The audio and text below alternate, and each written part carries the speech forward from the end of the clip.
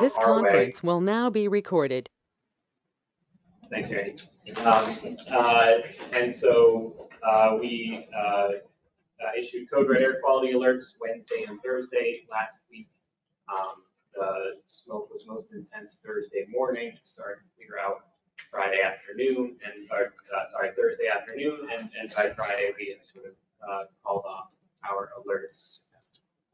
It was a reminder of how climate change is going to affect us in big ways and small ways, and in ways we expect and ways that we don't expect until suddenly it happens. There were, given a pollution event of that magnitude and intensity, it certainly took lives, especially in areas to the north that had even thicker smoke than we did. So it's a reminder of the importance of what we do here and the urgency to act to reduce greenhouse gas emissions, especially when we're dealing with some regulations like we're talking about today that some find daunting, right? There's going to have to be a lot of work done to achieve a transition to zero emission heavy-duty vehicles. But those are the times, especially when we need to find our courage and do what we need to do to prevent things from last week from happening in increasing intensity and frequency in the future.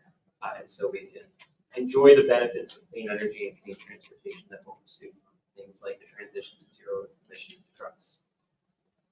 So we'll also receive some briefings on progress on the building energy performance standard. We'll hear from MDOT and MDE about EV charging infrastructure deployments. And then in happy news, about good news on air quality, despite last week's episode, good news overall on air quality in Maryland.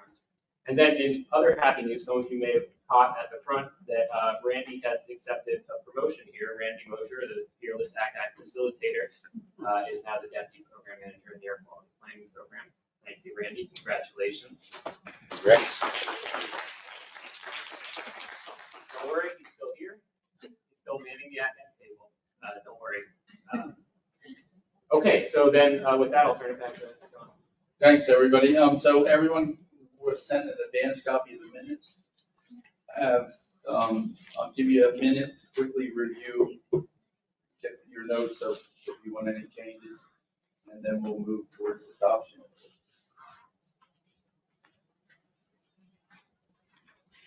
Do people need more time on the phone or in the room, council members? I'm quoted on the last page of the minutes. I'd like to suggest a change. And I don't have access to the recording, so it may represent it accurately what was said. But in the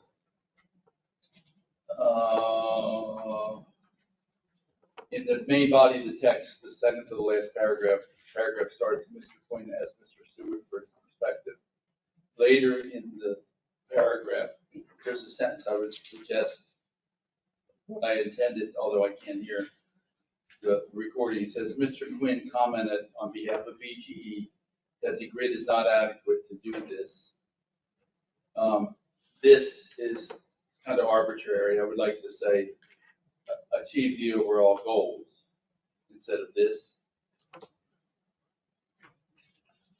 But can be built in the time frame and has recommendations on implementation at the end. So change to do this, do this to achieve the overall goals, and add at the end of the sentence, and has recommendations on implementation at the end. Does anyone object to those changes? John, I can't see them. Are they editing on screen? I can't see. Yes, Larry, we're not editing live.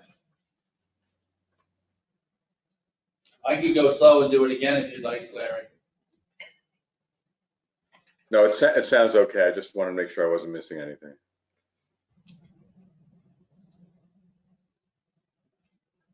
All right, so with that change.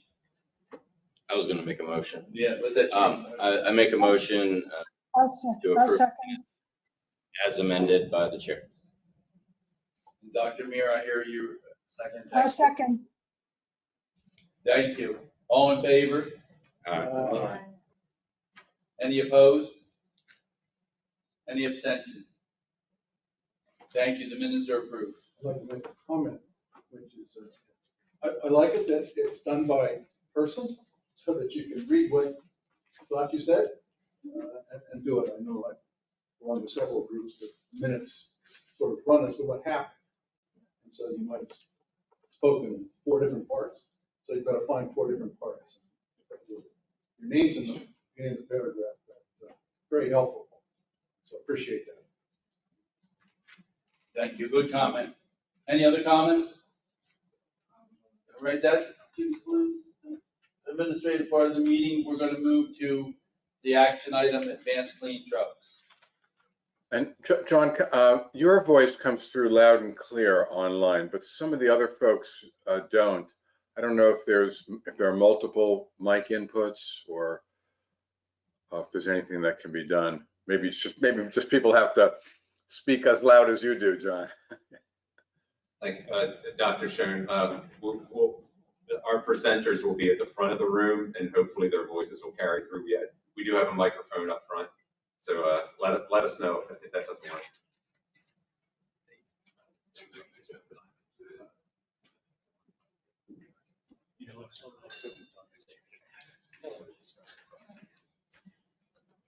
Yeah, I've been asked to describe the process for commenting. We're going to have a presentation on several things today. And after the presentation, we'll have a minor discussion among the council members and with questions and answers of the staff. And after that process is complete, we'll invite speakers from the audience. I have a list of 6 people in my hand now that wish to speak. So I'm thankful that people know that you wanted to speak. And then we'll go back to the council for deliberation. So that's the process. And if you could do me a favor and keep it short, and I promise the council, this council is very active, and they're going to give you time with questions and answers if you bring up something provocative or something that changes. So if you could keep your statements to 2 to 3 minutes when asked to comment, that would be great. So we're going to start with the presentation. Council's going to interact with the presenters, and we're going to ask people to speak, then we're going back to the council. So thanks so much. Okay, thanks. My name's Tim Shepard and Justin Mabry. All right, now just a sound check. Larry, how's that? So far, so good. Good. All right. Justin will do the main part. I'm going to just add color commentating. Okay, so, we're here today to present the advanced clean truck regulations. It's spurred mainly because of the Clean Truck Act of 2023, which was adopted this past General Assembly. It requires MDE to adopt California's advanced clean trucks, which is the ACT program, by the end of this year. ACT is one of California's numerous vehicle emission regulations. As some of you may recall from the clean cars discussions we've had and adoptions over the years, California is the only state authorized to set vehicle emission standards. Although Section 177 of the Clean Air Act allows other states to adopt those regulations as long as they are identical, and that we adopted with a 2-year lead time. So adopting it by this year's. I got to bring up the screen, not online. I'm sharing. My problem. Sorry. And just to follow what Justin says on the last bullet, the 2-year lead time is a requirement. We're required to do that 2-year lead time for the manufacturers so they have time to scale up and get ready for production. So you cannot do it quicker. That's the minimum we're required. Whoever just spoke, that did fade a little bit. So I don't know if you can get closer to the mic or speak more, project more. Okay. Okay. The regulation, if we adopted it this year, would it take effect with the 2027 model year? Because Clean Air Act requires 2-year model lead time. We plan to adopt it through incorporation by reference, which is the same way we adopted the Clean Cars Act back in 2007. Yep, and just as a reminder, model years start on January the previous year. So like Justin said, we can start 2027 model year, which actually begins January 2nd, 2026. Yeah. So even though it feels like 2027 is 4 years from now, it's only 2 model years. Can you define what the words incorporation by reference mean? We take the documents from California, like their actual regulations, and we just, instead of having to copy them word for word into our regulations, we incorporate that section. Thank you. That's great. It makes it really, really easy when we have, California does change this program and update it.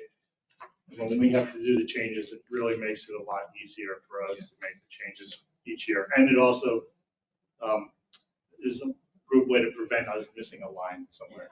Like when clean cars, we just update it. All we have to do is change the effective date sometimes when they change, instead of having to go in and actually rewrite all of it. And for the council's benefit, it's a common usage through regulations. If we have a technical memorandum or a procedure for calibrating or monitoring smokestack emissions or things like that, we incorporate technical documents by reference. Some states are lucky enough to incorporate automatically. We got a question. So sometimes when you're doing that, which I support, you say, and its amendments, so that you're aware that if California amends their regulations, that you're already covered. You just say the Yes. regulations. We do have a section that lists every year that we've amended. It doesn't, I don't think, detail which sections have been amended Right. throughout the years, but yeah. We can do that at certain times with certain types of regulations or documents that we incorporate. Sometimes we choose to fix it in place. Sometimes we do the as amended. But there are some issues that go along with that process. Okay. But maybe in this presentation, that would be a good final sentence of the slide. We adopted by reference so that future changes in California will automatically follow to the Maryland regulations. Just a suggestion that would be clear. Well, I think to be clear, in this case, they would not automatically flow the way we are incorporating the by reference in this regulation. Yeah. Unfortunately, in cases like this, we can't do the automatic update. Unfortunately, fortunately, I guess the legal authority we have is that we have to do manual updates. That's why we bring back clean cars to you all with such frequency, is that we have to do regulatory updates in order to keep it current.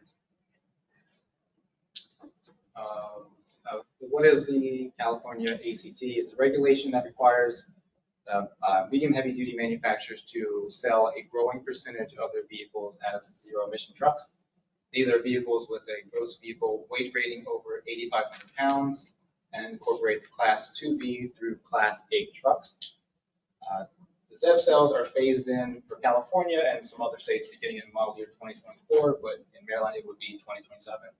And they increase through 2035, remaining constant thereafter. The program does include a credit banking trading program that is similar to what they have for the light duty vehicles. And that just helps the manufacturers meet the obligations. They over comply, they can trade credits with other manufacturers, and they can bank credits for later years. Can light and heavy duty banks trade amongst themselves, or are they completely distinct? They're completely distinct, and there is a little bit of an overlap. The Class 2B vehicles are included with the Advanced Clean Cars 2 program, and the manufacturers have to let us know, California, us know, where they want those credits to go. Thank you. This chart just shows what the percentages are as they increase through the years. You can see that they're kind of divided by like classes. So the Class 2B3 trucks have to comply with the blue dots, and the 4 through 8 class rigid trucks, these are not the tractor trailer trucks, have the more kind of steeper curve that because it's believed that those are the type of vehicles that are more easily accommodated at this time for zero emission technologies. And then the Class 7 and 8 trucks, you can see in 2032, they top out at 40% and level off thereafter. And kind of like I mentioned, you can use credits from one bin to fulfill credits from the other, but they kind of go in a descending order. The Class 7 and 8 tractor trucks can be used to fulfill smaller trucks, but you really can't go the other direction. So you can't over comply with 2B and 3 trucks to meet Class 7 and 8 tractor trucks. And you see in 2027, that's when Maryland would enter the program. We have to adopt the same as California, which means that we don't get to come in at the smaller numbers in 2024. We come in when what California is doing that year. So if we delayed, we would have an even steeper curve to meet for the first year. Yes. Question about definition of pickup. So as an example, there's a Toyota Tacoma and a Toyota Tundra. They're both considered a pickup. Is that correct in this? This is more based on the TDWR, the weight rating of the truck. So if it does top out and some of the F-250s are under 8,500, some are above, and that would be the distinction more than So it's weight of the truck. the weight of the truck. You know, like Justin said, there's that weird middle ground on the 2B where they can be borderline, and then the manufacturer has to detail where they want this credit scale. That's the tough part. The next slide has a little more of a visual showing where the trucks fall. That might be helpful. Yeah, you can't really tell based on just what the vehicle is, because some F-250s, like I said, might be below that threshold, and some you start adding on extra options, four wheels on the side, on the back, it might bump it up. And these slides will be available at the end of the meeting, right?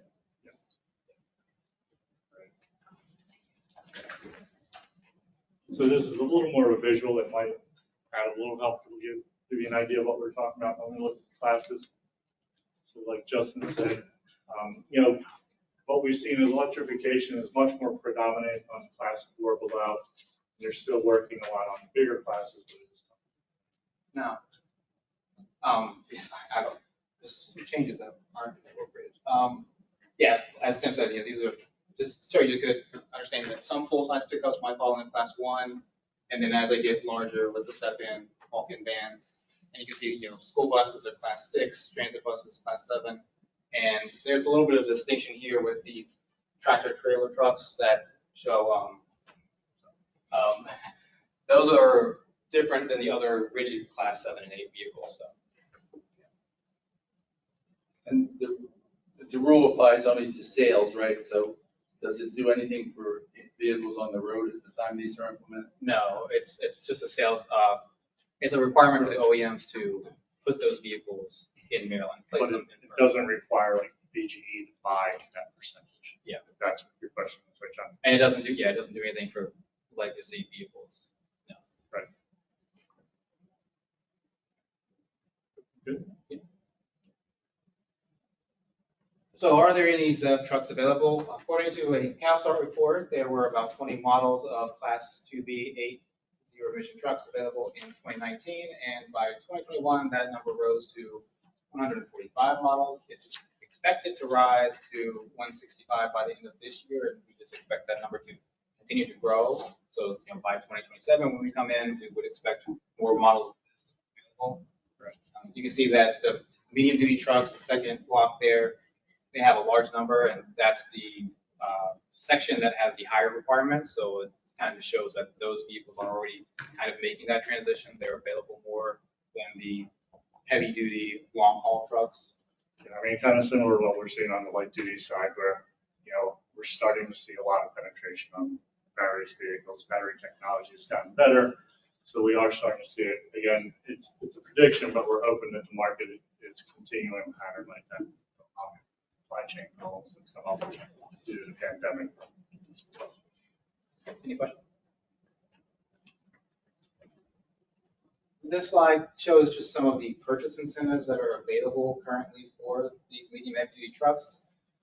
The Federal Inflation Reduction Act has a tax credit included with it that for qualified commercial clean vehicles, it's the smaller of 30% of the vehicle price, or the incremental cost versus the diesel of the same style, or $40,000, and there are additional credits available for charging infrastructure. This past legislative session, Maryland adopted a law that allows the MEA to provide grants covering 75% of the incremental cost. This is probably $10 million annually for 3 years. Yep. And that also covers infrastructure as well. And if you want to check, it's House Bill 550 was the House Bill.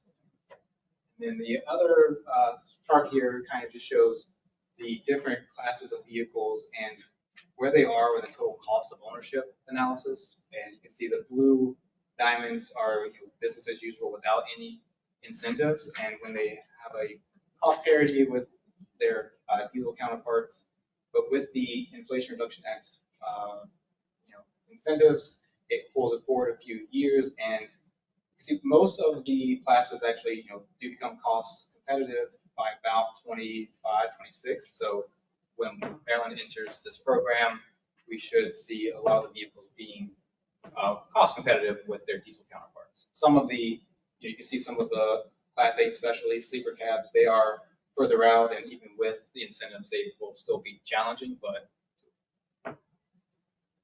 Has there been any analysis of how far the $10 million available per year will go in that process? Is there any guesses? Is that going to be enough? A lot of the times these programs get subscribed and then there's not enough left. Yeah, I think it's tough because it depends on what vehicles really apply, because, maybe if you're looking at, like Justin was saying, Class 8 or 7s, might not go as far, but if there's a lot of Class 4, Class 3s, then it could go far. So it's a little tough. I mean, we could run some scenarios based on what we have on cost, but no, we haven't done that yet. I just do a $100,000 vehicle is what we're talking about for a lot of these, over $100,000 for some of them, and up to 30%. It seems like that 10 million goes pretty fast. Yeah. Yes. I don't think people realize 10 million. Granted, it's a lot of money, but it will go fairly quick. And the infrastructure is also an issue that we have to. Yeah. That's a little tougher to project costs because. I mean, from BG, you never know once you start trenching what you're going to deal with infrastructure. It could cost, small amount, or it could be triple what you're going to project once you start digging. We're going to hit a little bit more on the incentives in a little bit. Thank you. Why do we need these reductions? Well, Maryland has a greenhouse gas reduction plan that we have to adhere to. It requires us to reduce greenhouse gases from all of our sectors, and you can see the blue section there, transportation, is about 30% of our total greenhouse gas emissions in state. We've already talked a little bit about advanced clean cars too, which is targeting that big 18.4 section, on-road gasoline vehicles. But the next section, the red is 5.9 on-road diesel. It's a large chunk of our greenhouse gas emissions, and it's trying to reduce that by converting them to zero emissions is the only way that that's going to. So basically, it's our second leading sold contributor to greenhouse gases after light-duty vehicles or light-duty diesel. So obviously, it's a high priority if we're trying to try and meet the goals of 2031. And then for air quality, other air quality impacts, you can see the pie chart here. The green shaded colors are on our local source emissions, but the red medium heavy duty vehicles account for almost over a quarter of our NOx emissions, and reducing these is vitally important to cleaning our air, reducing our ozone pollution, and actually targeting those will help a lot with underserved, overburdened communities who experience a lot of this truck traffic every day going through the neighborhoods or around the freeways. So really the trucks are as close to as clean as they can be. EPA and California have other programs to reduce NOx emissions, but the more we can push into zero emission, the better it will be for everyone. Yes. The light duty vehicles, what's that refer to? That's a large chunk of Cars. Cars, Yeah. just cars? Yeah. Okay. Yeah, and that's what's covered under the Advanced Clean Car 2 program. Yeah. So that's already on a trajectory to go towards zero, like 100% zero emissions by 2035. So can't be much more. So for like airports and marine, you're talking about, let's take marine, you're talking about the vessel or you're talking about the port? Because there's a lot of emissions from how ships are serviced in the port. Is it both or is it just the port? Vessel. I think that would be just the vessels, the marine vessels. It's the vessel, Yes. but not the port. I don't believe it's the port. That would be off-road type of under our inventory. Yeah, that would Okay, probably all be right. If included it's in the- transportation, it's the. Yeah, it would be included in the other mobile sources off-road, which is another large chunk, but Thank you. that's more your construction equipment and Forklifts. so what we're proposing is to adopt a new chapter in the COMAR 261143 Advanced Clean Trucks Program. The new chapter will cover implementing ACT regulations as well as the incorporated by reference documents we talked about before. And those will reside under 2611-4302. We are proposing to allow manufacturers to earn early compliance credits beginning with the 2026 model year. We believe this will help encourage them to place their vehicles here so they can earn additional credits. It will pull forward those sales and just benefit everyone.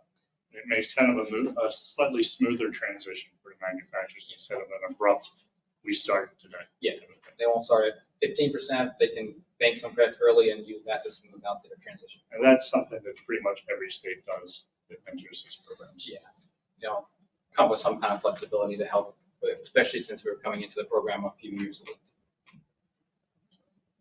Okay. So next steps are, well, I guess to have you guys approve the regulation. And then we will adopt the implementing regulations by the end of the year to meet the 2-year lead time requirements. And then later this year, really, and next year, we will have to do a needs assessment and deployment plan. It's required by the Clean Trucks Act of 2023. And in that, MDE along with MDOT, DGS, MEA, and the PSC will assess such things as like fueling, charging demands, infrastructure needs, purchase incentives, seeing what kind of level we need for purchase incentives, how much funding will be required to make this program successful. And then, in 2027, the regs will become effective, and that really begins with like the 2026 calendar year. Right. And included in that analysis is a grid analysis, John. We referenced something that you discussed earlier. There is a possibility that we could delay depending on the analysis. That was something again put in the regulation. A couple things that will help Maryland coming in a little later, 2027, is that a couple states are in the program now, so we'll learn to see how that program is working for those states. In addition, just a reminder, California for all these types of programs does about a 3-year programmatic review where they look at the requirements and they determine if it's both technologically and economically feasible still. Again, some of these rules are done several years and they're based on projections.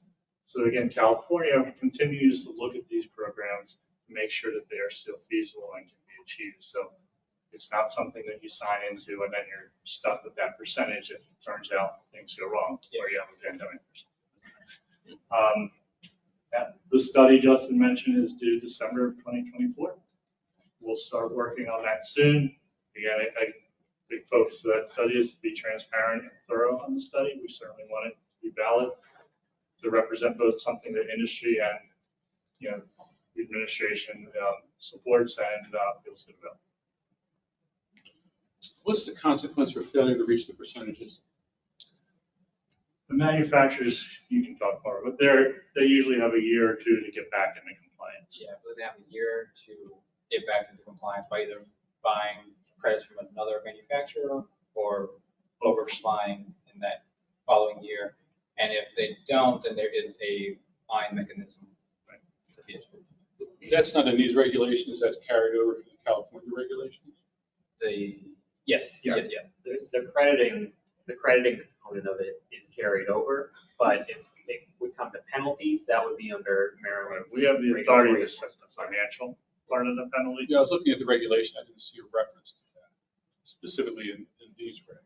Is that just in another general section under the authority of MDE? Yes. The violation of, it becomes a violation of, just like MDE. And just as a reference, we have the same type of mechanism under the Advanced Clean Car Program. To date, we've been in the program now 12 years. We have not had to issue a financial penalty. They've always complied, be it through, purchasing credits or, coming into over-compliance the following year. So we're hopeful for that, but that's not good. Listen, the Clean Trucks Act requires MDE to adopt regulations. It requires the incorporation by reference of the California standards.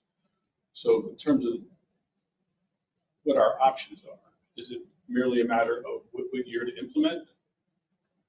And there is, like Chris mentioned, there's a little leeway on the fiscal penalty. We still have to do a fining mechanism, but we have the authority to, California might say $33,000 a truck. We might say 10,000. There is an option on that, but in general, you don't have a lot of leeway when you adopt programs because I think Justin might have mentioned earlier, concerning you're not allowed to create what's called a third car or a third program. There are only 2 programs allowed in the country, federal, California. So if you do anything that deviates from it, you Got it. I was just curious if we have an action item. I'm just wondering. sure. Yeah, Can't do much action. The only, Yeah, it is a only little thing I frustrating. guess leeway would be the early action credits that we're proposing. Yeah, I mean, you're kind of, Just clarifying. exactly. It is. So I like the idea that California comes back, you said 3 years, to see whether anything has changed in terms of, I guess, their expectations. Right. The technological and economic. Would you describe what you think is going to happen in Maryland to do the same thing? Who's going to do that? We follow like we said, we can't change our program. So we have to base, California will do this study and then they will make their changes. If there's changes needed, we have to incorporate, that would be something we will come to you if that happens in a couple of years and say we are changing the regulation to adopt these changes. We've done it, they've done it several times under the Advanced Clean Car Program. So California does have a track record at least of being open to looking at the changes and looking at market conditions and so forth and moving with what reality is. All right, so let me put it in my word. So California is going to do that review. And if they change something, then because we've incorporated what California is going to do, that's also our review. We're just going to follow what they do. Correct. That, Now, the needs assessment study, as Justin mentioned, will also cover some of that because, again, our needs assessment study that is due in 2024 will cover a lot of topics that California will look at. It's going to look at market availability, technologies like the available, data analysis, infrastructure needs, etc. So, that'll at least get us on a firm ground when we come into the program, but then we'll rely on California for the latter part of changes. If I could add, California does include all of the other states, the 177 states, all of the states who have adopted the multi-state standards. They do include all of the other states in their process. And so these guys spend a lot of time in regular meetings with California and all of the other states who have adopted California standards, talking about the policy and implementation and future design issues. And Justin and I meet about at least twice a month. Yeah. Every month. And I would say that 3 times. for a clean car program, there are sections in there that California has added that are kind of specific to the 177s to address concerns. I won't say that that will happen with ACT, but when they adopted it, there were no other states that had ACT because it was new. As they talk with the other states and hear about what our struggles are, they may incorporate some of that into other sections. So there has been a precedent under the light duty to do that, and we expect Optional compliance continue programs. because it's in California's best interest as well. Okay, I may go off the rails a little bit. You may not know, just tell me to be quiet, but I'm thinking down the road, I'm very fortunate to have an electric car, but I pay no tax. I pay no highway tax. So if we go down this road, which we are, which is great, does anyone know what's gonna come on the back end? I mean, you gotta pay for the roads, right? Does anyone, and I'm thinking businesses are like, whoa, not another tax. So just kind of throwing it out there. Does anyone have any idea? I mean, I would think, I don't want to kick the ball to them, but that's going to be something that's mainly going to be probably addressed by the Department of Transportation, because they're the ones who take that and they do the road repair. It is an issue that's being discussed because, like you said, it's on light duty as well. You're going to start going at that fuel tax, which pays for all these road repairs, is dwindling. And right now, it's not a big thing when it's 8% of vehicle sales. But in 2029, 2030, when it's 50, 60% of sales, that's a big chunk. So I do know NDOT's looking at it. I don't want to speak for them, but I do know it's a topic probably with the governor's office as well. So, There but are it is being, ideas, for either a mileage tax or a registration fee. yeah, like a yearly It's fee. tough to find an equitable way of, the gas tax is somewhat. If I could add, I think it was legislation this year established a new commission on transportation infrastructure and revenue, something to that effect that MDOT will coordinate, and they'll be setting up that commission later this year. Yeah, my worry is you get pushback and you won't, well, I guess we'd have to do it, right? That my worry is you get pushback from business saying, well, I have to pay some tax. That's John, you know, Yeah, just to almost follow up on his, So the structure for the council, so a law was passed saying we're going to adopt the advanced clean truck rule. That's correct, right? Yes. And we talked about we're adopting by reference the California process, and we're moving towards that. And I feel like we're pretty much along that road. And then in the future, California will change things, and we will come back to this group and re-adopt it. But the law really makes us adopt whatever changes unless you change the law, right? Correct. And one more follow-up on that. So then we have this needs assessment and deployment plan.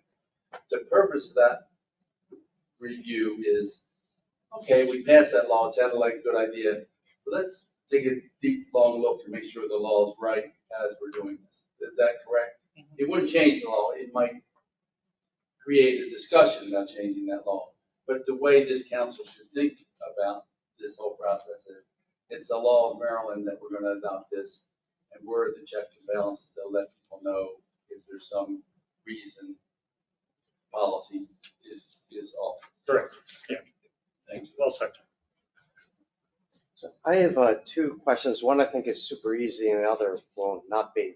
The easy one is, I assume, and I didn't go check everything, but I just want this on the record, that Class 1 trucks and the Class 2 trucks that are 8,500 pounds or less are covered under the clean car. So there's no loophole. Correct. Right. Okay, great. So the hard one is, so what kind of thought is there about the fact that we might be bordering states that don't have anything like this? And so if I'm a fleet owner and I have a company here in Maryland and I just don't want to bite the bullet, I buy all my trucks in a neighboring state and register them there, but I'm still driving them out of Maryland. Do we have any resource to, if you're based here, you have to have your trucks registered in Maryland, and you can't register them if they're not, what do we do? Technically speaking, they could go buy their truck in a different state and still register it in Maryland. So that was registering it in Maryland. Could you say that again? That faded a bit. You can buy your truck in a different state and still register it in Maryland. So going to another dealership in a different state doesn't prevent you from registering it in Maryland. And yes, that's possible that some owners will do that. So to have real teeth, we would say that you have to comply to this regardless of where you buy your truck, because the way you just answered seems like a giant loophole to me. And that would be a different regulation because that is not part of California's advanced clean truck. It is an issue, and we're going to see how it works, but yeah, it's a concern. Yeah, it's California. California's unique. They've always have been. They don't have this problem as much. All businesses on the West Coast are unlikely to travel all the way to, or less likely to travel all the way to Nevada or wherever to get a truck. We don't have such luxury. It is an issue, but that is outside the scope of what the ACT is, and adopting the ACT. Possible we could add something like that, but that would require a lot of coordination with MDOT, who does the registration. Well, in lieu of that, which I thought this would be a sort of difficult road to navigate, pun intended, maybe there can be some monitoring of how much the big fleet owners, and I don't even know who they are, but there must be some companies that do lots of deliveries at this road, how much of that is happening, because if it is a law with no teeth, then there should be some thought of, I'm sure it'll probably be a gray area in the middle, but it would be good to have some data on this. It's possible that as the program unfolds, we'll get data from the manufacturers, and we can coordinate with the dealerships to see, like, okay, manufacturer says they placed 100 ZEP trucks in Maryland. How many of those were sold? Where were they sold to? And we can get some kind of idea of, like, okay, well, these number of vehicles are being registered, and this many are being sold in Maryland, but they're not being sold. We can get some kind of idea. Yeah, like Justin said, that's part of the program where Justin gets the reports from the manufacturers.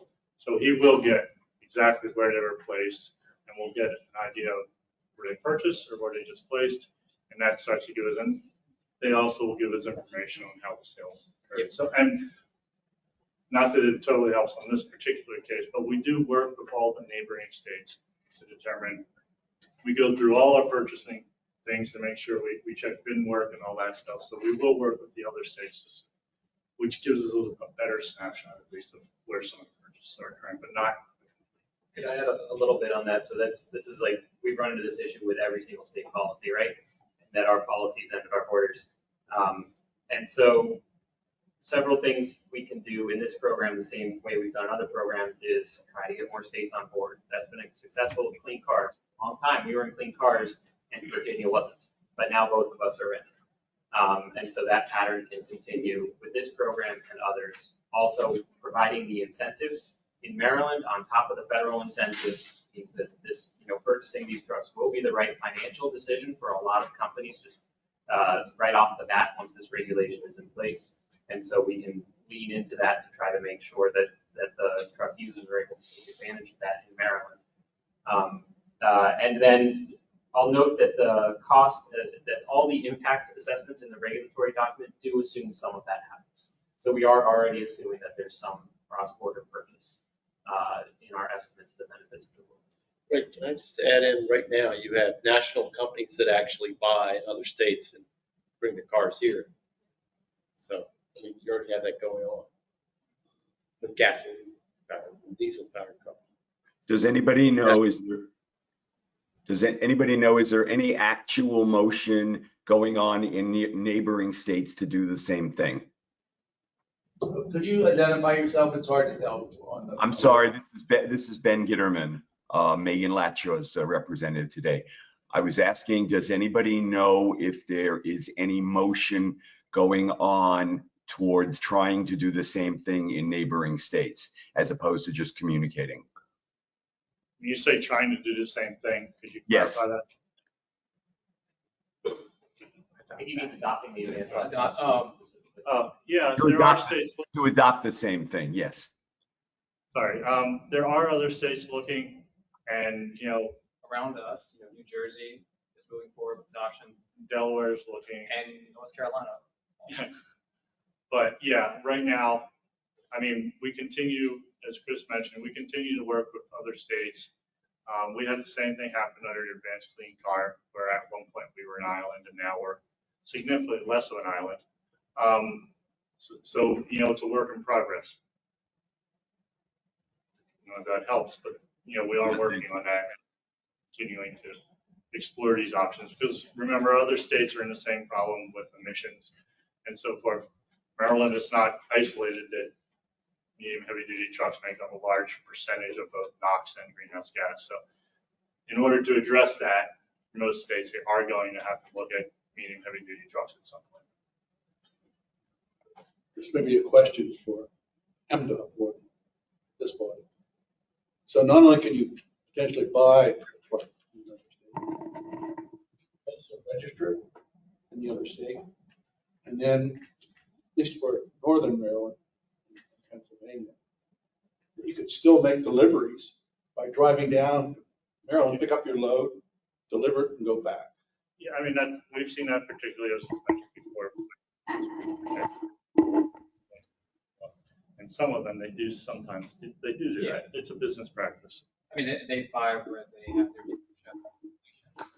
their for Volkswagen and Coca-Cola. If I might, I think someone has to go on mute on the phone line, please. It is a concern, but this is a program that's really trying to spur the manufacturers to produce more of these vehicles. The more they produce, the cheaper they will become. The more incentives we can provide, the more likelihood of businesses, opting to purchase these vehicles, because it will make good business sense to them. They will reduce their overall cost, operating cost of the trucks. Their fuel is a lot cheaper, maintenance is cheaper. We hope that they'll see a return on their investment. And like Justin said, it's an incentive program. It's kind of a technology to accelerate that movement. And as we're seeing with the light duty, we are seeing that movement on the light duty side, where you see a lot of manufacturers have already stated in public that they plan to go pretty much all electric between 2030 and 2035. Part of that was maybe a result of the advanced clean car, because it spurred that development.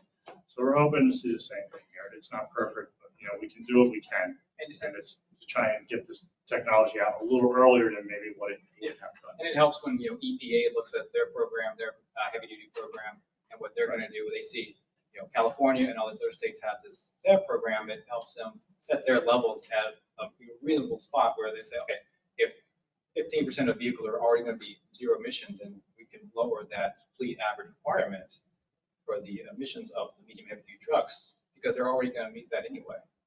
So, that gives it some weight and helps spur the federal government, who's always been a little bit slow. That. Good, thank you. So then I see we're at the end of the presentation. Any final remarks from staff? And that's, there's no other questions here. I think it's a good time to get input from people that have asked to speak before we have further deliberations. Is that all right? I have 6 people listed as speakers. I'll read the names so you know the order we're going to go through. Kevin Shen, Ramon Valencia Calvo, Ellie Cowan, Sari Amiel, Tim French, Anita De Lamy, and sorry if I butchered anyone's name. We'll start with Kevin Shen. If you could give us your comments in 2 to 3 minutes, that would be great. Yeah, sure thing. Can you all hear me? Can you get a thumbs up? Sounds great. Cool. Hello, everyone. Good to see you all again. My name is Kevin Chen, and I'm a policy analyst with the Union of Concerned Scientists. We're a science-based advocacy organization fighting for a sustainable and just transportation system and future. I wanted to uplift a letter that we sent to all the council members and you all, signed by 49 organizations across the state working in support of the Advanced Clean Trucks Rule as well as the Heavy Duty Omnibus Rule.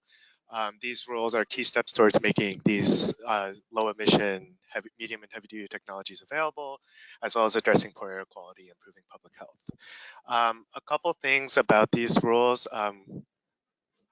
The Advanced Clean Trucks Rule would bring major health benefits towards Maryland. And so based on data from the recent ICC, the recent International Council for Clean Transportation report, the Advanced Clean Truck Rule would bring over $1.6 billion public health benefits to Maryland. It would avoid over 230 hospital admissions and emergency room visits, avoid 270 premature deaths, and over 100,000 cases of respiratory illnesses like asthma.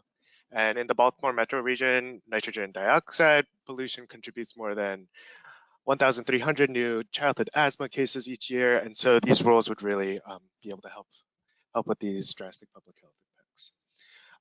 Also, overall, I want to uplift, I think, what was mentioned in the presentation as well, but the Inflation Reduction Act included an estimated like $2.8 billion in funding incentives for medium and heavy duty vehicles and also for the infrastructure that comes with. And so in order to take advantage of this funding, the rules that were proposed, like the Advanced Clean Trucks Rule, as well as the Heavy Duty Omnibus, would really help Maryland take advantage of this federal funding. I did want to uplift the Advanced Clean Trucks Rule is meant to work in tandem with another rule called the Heavy Duty Omnibus Rule. This is one that addresses the NOx emissions from diesel trucks that will continue to be sold even with the Advanced Clean Trucks Rule in place.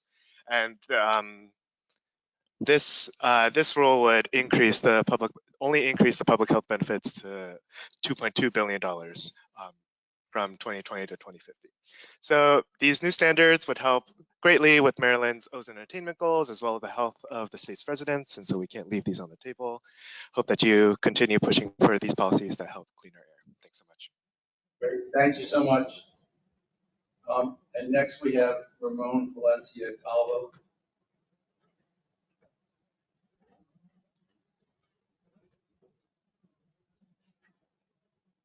You're on mute. We don't hear you, Ramon. You're on mute. Thank you. Good morning, and thank you for this opportunity to address the council today. My name again is Ramon Valencia Calvo, and I'm the Deputy Director of the Maryland Eagle Conservation Board. In order to meet our climate targets and have harmful air pollution, Maryland should take action to adopt the Advanced Clean Truck Rule and the Heavy Duty Low NOx Omnibus Rule as soon as possible. And I encourage you to vote to recommend that Maryland adopt those regulations. Medium and heavy duty vehicles contribute 27% of climate pollution and nearly half of particulate matter, PM 2.5, emitted by the entire transportation sector in Maryland. Residential neighborhoods located near major roads and highways face disproportionate burdens from traffic and transportation pollution. Those neighborhoods are far more often communities of color due to decades of residential segregation and bear a burden of unsafe pedestrian conditions, unremitting noise pollution, and higher rates of asthma and other health conditions. People who are heavily exposed to PM 2.5 and other toxic track emissions are at greater risk of developing asthma and lung diseases. Asthma is the leading chronic disease among children. Adopting the advanced clean truck rule would support school bus electrification, improving the health of more than 650,000 students who ride diesel buses while pursuing an education, and will bring clean air to impacted communities in Maryland, across Maryland. The technology for clean trucks and school buses is readily available. There are currently 22 different electric school bus models and over 145 models of zero-emission trucks of all sizes from 30 manufacturers, including 24 heavy-duty, the largest size truck models. As an example, Volvo is making heavy long-haul trucks Class 8 at its manufacturing plant in Virginia. The range that electric trucks can travel is increasing significantly each year. So in closing, on behalf of Maryland Legal Conservation voters, we urge you to vote to recommend that Maryland adopt those regulations, and thank you for this time. Thank you for speaking, appreciate it. Next up, if Ellie Cowan could speak, please. Yep, absolutely. Thanks so much. My name is Ellie Cowan. I'm speaking on behalf of Ceres, which is a nonprofit organization that advances leadership among investors, companies, and capital market influencers to transform the economy and create a just and sustainable future for people and the planet. And I am here to express our support for adopting the Advanced Clean Trucks rule. The companies and investors in our networks see climate change as a significant risk and reducing carbon emissions as an economic opportunity. In fact, thousands of businesses are working to reduce their short-term emissions in line with climate science and have committed to reaching net zero no later than 2050. To make progress on these commitments, many businesses are focused on transitioning their medium to heavy duty fleets to the use of zero emission vehicles.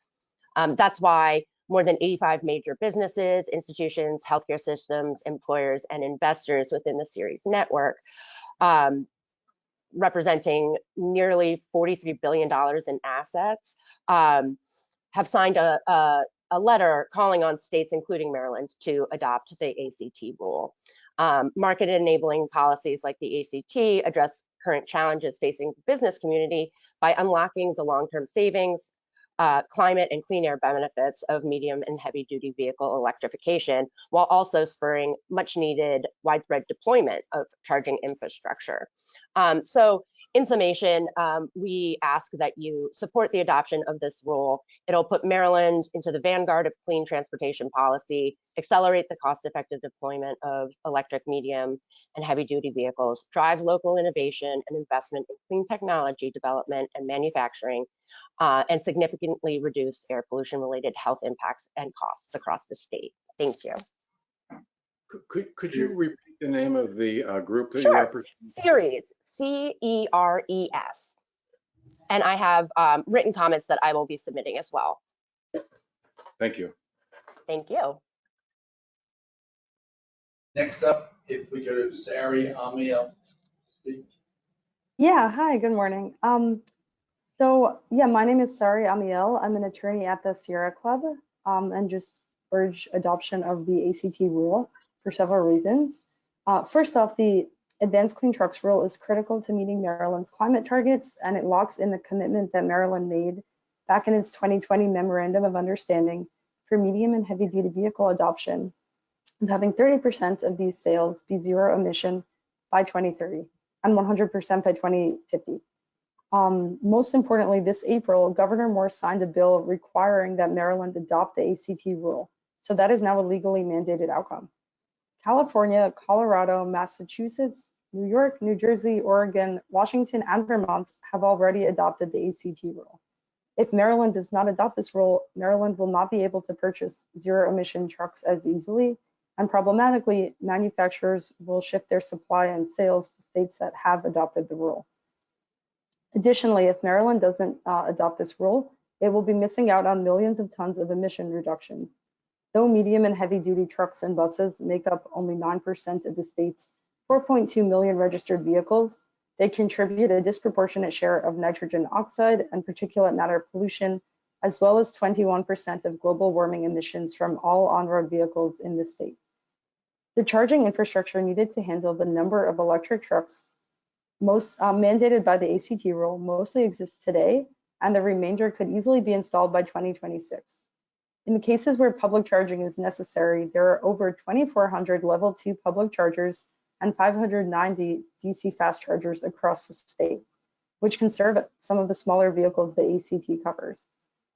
70% of trucks in Maryland are Class 2B3 vehicles and can actually charge using the same infrastructure as electric cars, including level 2 chargers at depots where trucks can charge when they're not in use. Their routes usually average below 100 miles per day, which can be satisfied using that depot charging. Additionally, Maryland's current grid is more than capable of supporting the deployment and electricity needs of electric trucks. Studies show that between 80 to 90% of depots can support up to 100 electric trucks at any given site without requiring any significant upgrades. The majority of Maryland's fleet sizes are also only 10 trucks in total. Overall, adopting the ACT rule will provide certainty and a baseline trajectory for truck adoption around which electric utilities in the state can plan and implement necessary grid upgrades and service extensions. That trajectory also provides a timeline for utilities, truck operators, and EV service providers to plan and install the chargers that will serve trucks adopted under the ACT rule.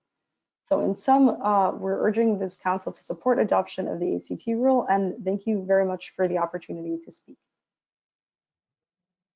Thank you so much for coming. Next up, we have Tim French, please.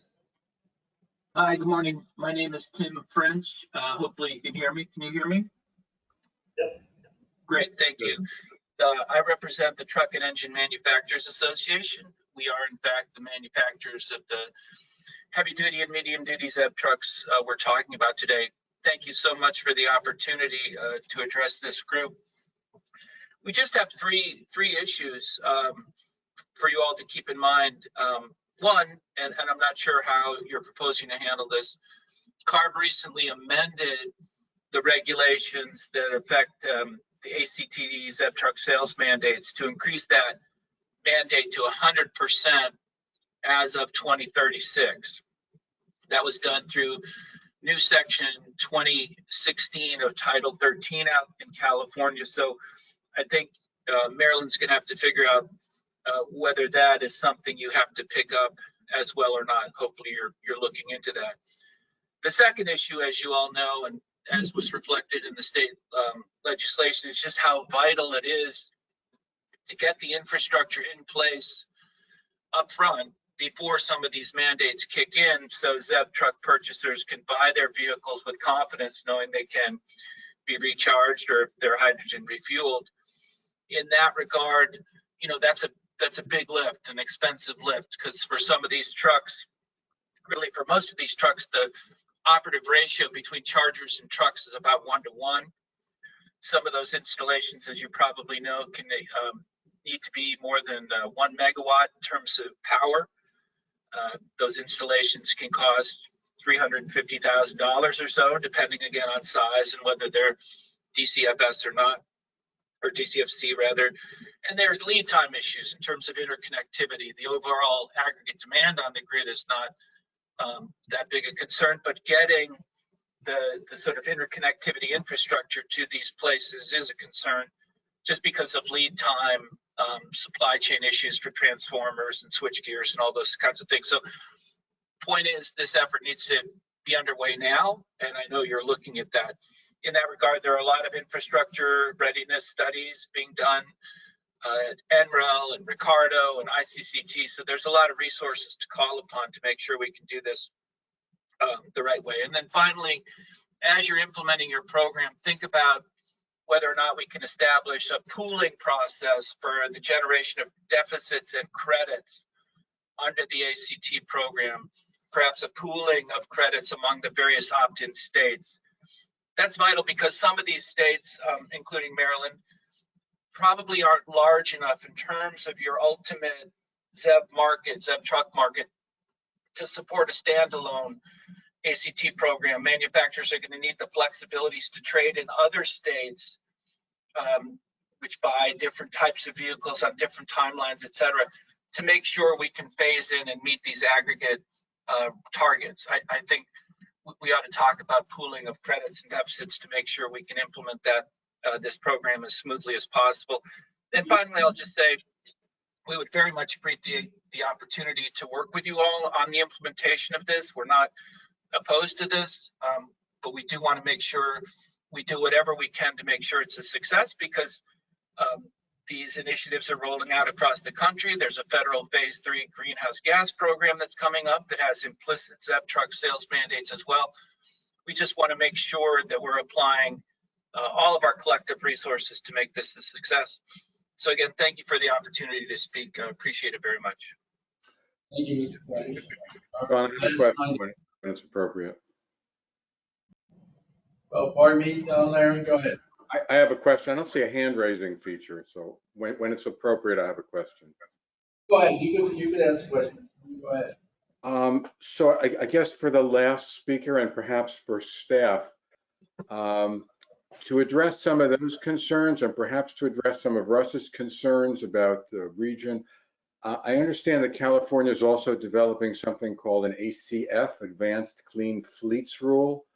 And this would apparently not only impact fleets that are owned and operated by the state and by local governments, but it also affects something called drayage, which my understanding is it's moving containers that might have come off of ships. And it also affects something that sounds quite broad, which is an operator that owns, operates, or directs at least one vehicle in the state. So I guess my question for the industry is, what do you think about that? Is that a possible way to advance the adoption of the fleets and the infrastructure to support it? And I guess a similar question for staff as well. So yeah, this is Tim French again. Thanks for the question. The Advanced Clean Fleet regulations, they have been adopted in California. I think that took place in April. It implements a similar schedule on the purchaser side in terms of the mandate now to buy ZEV trucks when fleets are replacing vehicles, whereas ACT is a mandate on the seller side. So it's the corresponding purchaser mandate. It includes a great deal more flexibility in terms of whether the purchaser can actually get the recharging installation completed on time, all those sorts of things. But yes, it will certainly be helpful in ensuring that there's both requisite supply and demand. It's something certainly Maryland could and should look at. We don't necessarily like to advocate putting burdens on our customers, so it puts us in a bit of an awkward situation, but it's something to look at. I do think you might consider forming a working group to help you all address some of these issues. We are engaged in these issues in all the opt-in states, federally, in detail with California. We're coming to hopefully some new agreements and outlines in California. Again, we're not here to oppose this rulemaking. We do have issues that we want to share to try to make sure it's a rousing success. Thank you, Mr. French. Satisfied, Larry? Yes, thank you. All right, and we have another question here. Well, yeah, I had a similar question for staff. I was interested in their reaction.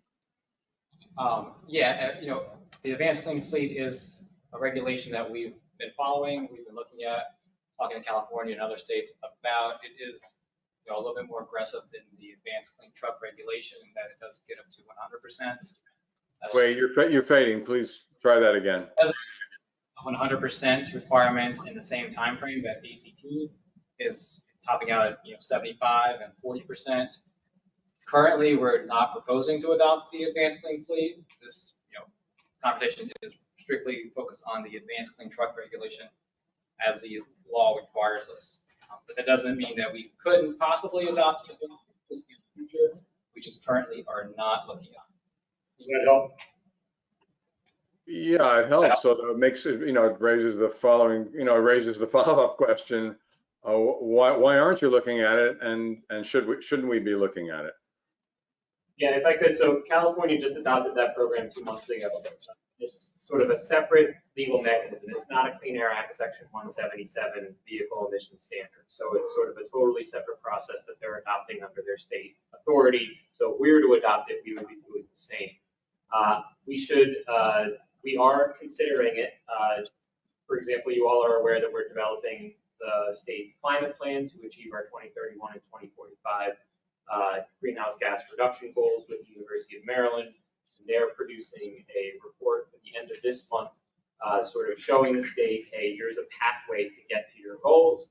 And in the preview of that they provided to the Climate Change Commission recently, they noted that advanced clean fleets was one of the measures that they put in their analysis to get us more rapid reductions. So we'll see what the final report says at the end of this month, considering that process. So maybe we can come back to the council with more information on that, in addition to the many other air pollution regulations that require our objectives at perhaps the September or December meetings.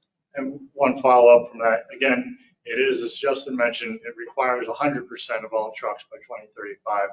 So I think what we'd like to do is determine if that's feasible or if that works as well. And part of the needs assessment study that'll be completed in 2024. Right now, very few states have adopted that. I think New Jersey's not even doing it. So I'm not even sure what other states other than California have adopted the advanced clean fleet yet, but that was the rule that Mr. Frank referenced when he mentioned California going to 100%. So, if EMA wants us to look at 100%, we can look at that. We thought advanced clean truck rule got us at least where we need to start. Great answers. I'm just going to move on to our last speaker against time. Nada Delami, would you like to speak, please? Hi, can you all hear me? Yes. Awesome. Good morning, everyone. My name is Nada Delami. I'm from the Environmental Defense Fund. I'm a vehicle electrification manager. I want to speak about the cost benefits of electric, medium, and heavy duty vehicles in support of the feasibility of swift adoption of the advanced clean trucks rule in Maryland. My comments are going to complement those of my colleagues that you heard today, who correctly point out the impact of transportation and these vehicles on climate change and air quality, as well as the model availability, technological readiness. According to a recent study by ARM that you so helpfully had a graph on earlier, even within a business as usual scenario, in other words, without any kind of policy intervention, all medium and heavy duty vehicles studied, which were class 5 through 8, reach upfront price parity between 2030 and 2038. However, the Inflation Reduction Act's historic investment in zero emission transportation drastically accelerates this timeline. And ERM found that IRA tax credits on purchase, investment, and manufacturing and charging infrastructure sped up this price parity, in some cases by as many as 12 years, resulting in all of the vehicle classes reaching price parity by 2031 and over half of them by 2027. Another study by Roush projected those vehicles that are well suited for electrification, such as school buses, class 5 shuttle buses, class 5 and 7 delivery vans, and class 8 refuse trucks, would also reach price parity by 2027. While these statistics relate to upfront purchase prices, electric vehicles offer substantial fuel and maintenance savings that provide lower total cost of ownership than their internal combustion engine counterparts, even when accounting for charging infrastructure costs. Large fleets are recognizing these benefits and signaling a commitment to zero emission vehicles. There are over 140,000 pending orders for commercial zero emission trucks by companies like Walmart, FedEx, Cisco, Amazon, USPS, DHL. Large retailers operating in Maryland like Nestle, IKEA, Etsy, and energy solution companies like Siemens and Amply support the ACT. This rule's requirements are actually lower than commitments made by Volvo and Daimler, who together hold more than 70% of the class 7 and 8 market share and have made international commitments to have all of their new truck sales be zero emission by 2040. The ACT rule is well poised to help facilitate an effective transition to zero emission trucks and buses, provide smart certainty knowing that these trucks and buses are going to be sold in Maryland. It will lead to economies of scale and a continued drop in prices. And in doing so in a way that provides manufacturers flexibility and builds in a gradual ramp up that leaves room for continued technological development. It's clear that these zero emission vehicles have substantial environmental and health benefits, combined with increasing model availability, technological development, and economics that continue to improve. It's both necessary and feasible to move forward on the ACT. Maryland must swiftly adopt the ACT for it to take effect on model year 2027 vehicles and capture all these benefits as soon as possible. Thank you for your time. Thank you for your comments. Now, we normally offer the opportunity for people that didn't sign up to speak. Are there any people on the line or in the room that would like to comment? And we ask for very brief comments if you do. Well, it really helps us to manage time when you let us know ahead of time. So we appreciate that. So I'm going back to the council now. Is there further discussion that the council wants to take on? I don't mind a motion to adopt the rules, and then we can have further discussion after that. I'll open it up to the council members in the room and online. Motion to adopt the rule. Okay, do we have a motion to adopt the rule? Do we have a second? A second. All right. Thank you. And now we'll just open it up for follow-up questions and conversation among council members. I have just one point of clarification. Jumping in at the model year 2027, we can't start where California started. Correct. We have to jump in. So if a state were adopting this in 2030, they're going to have to jump where 50% of their class. Correct. Okay. Yes. Okay. That makes it really hard to jump in later, but Yeah, and that's It's a a tough little pushback. bit why we do those early adoption credits, because it doesn't make a big difference, but it does help the transition. that's all I have. Thank you. Thank you. Please.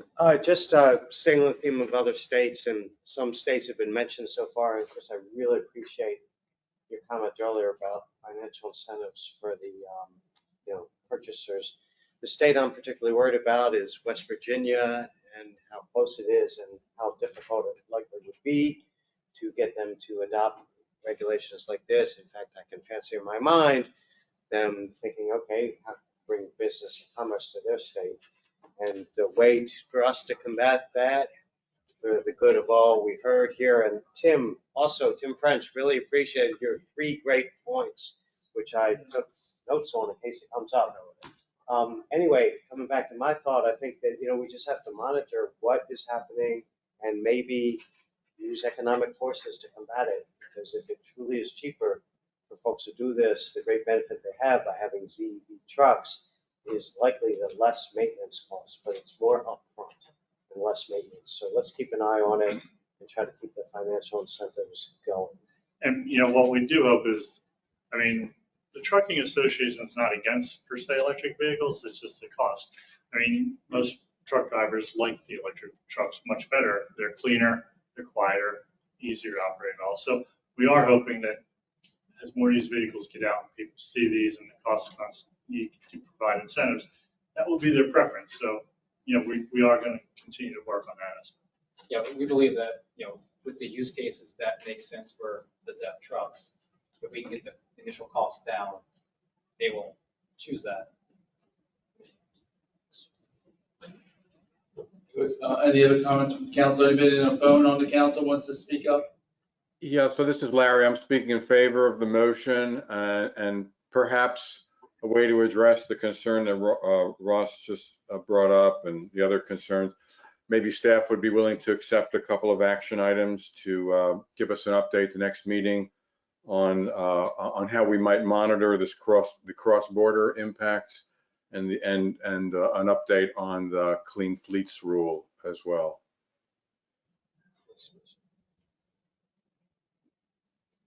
So staff, you have a reaction to that? Okay. We heard a resounding okay from staff.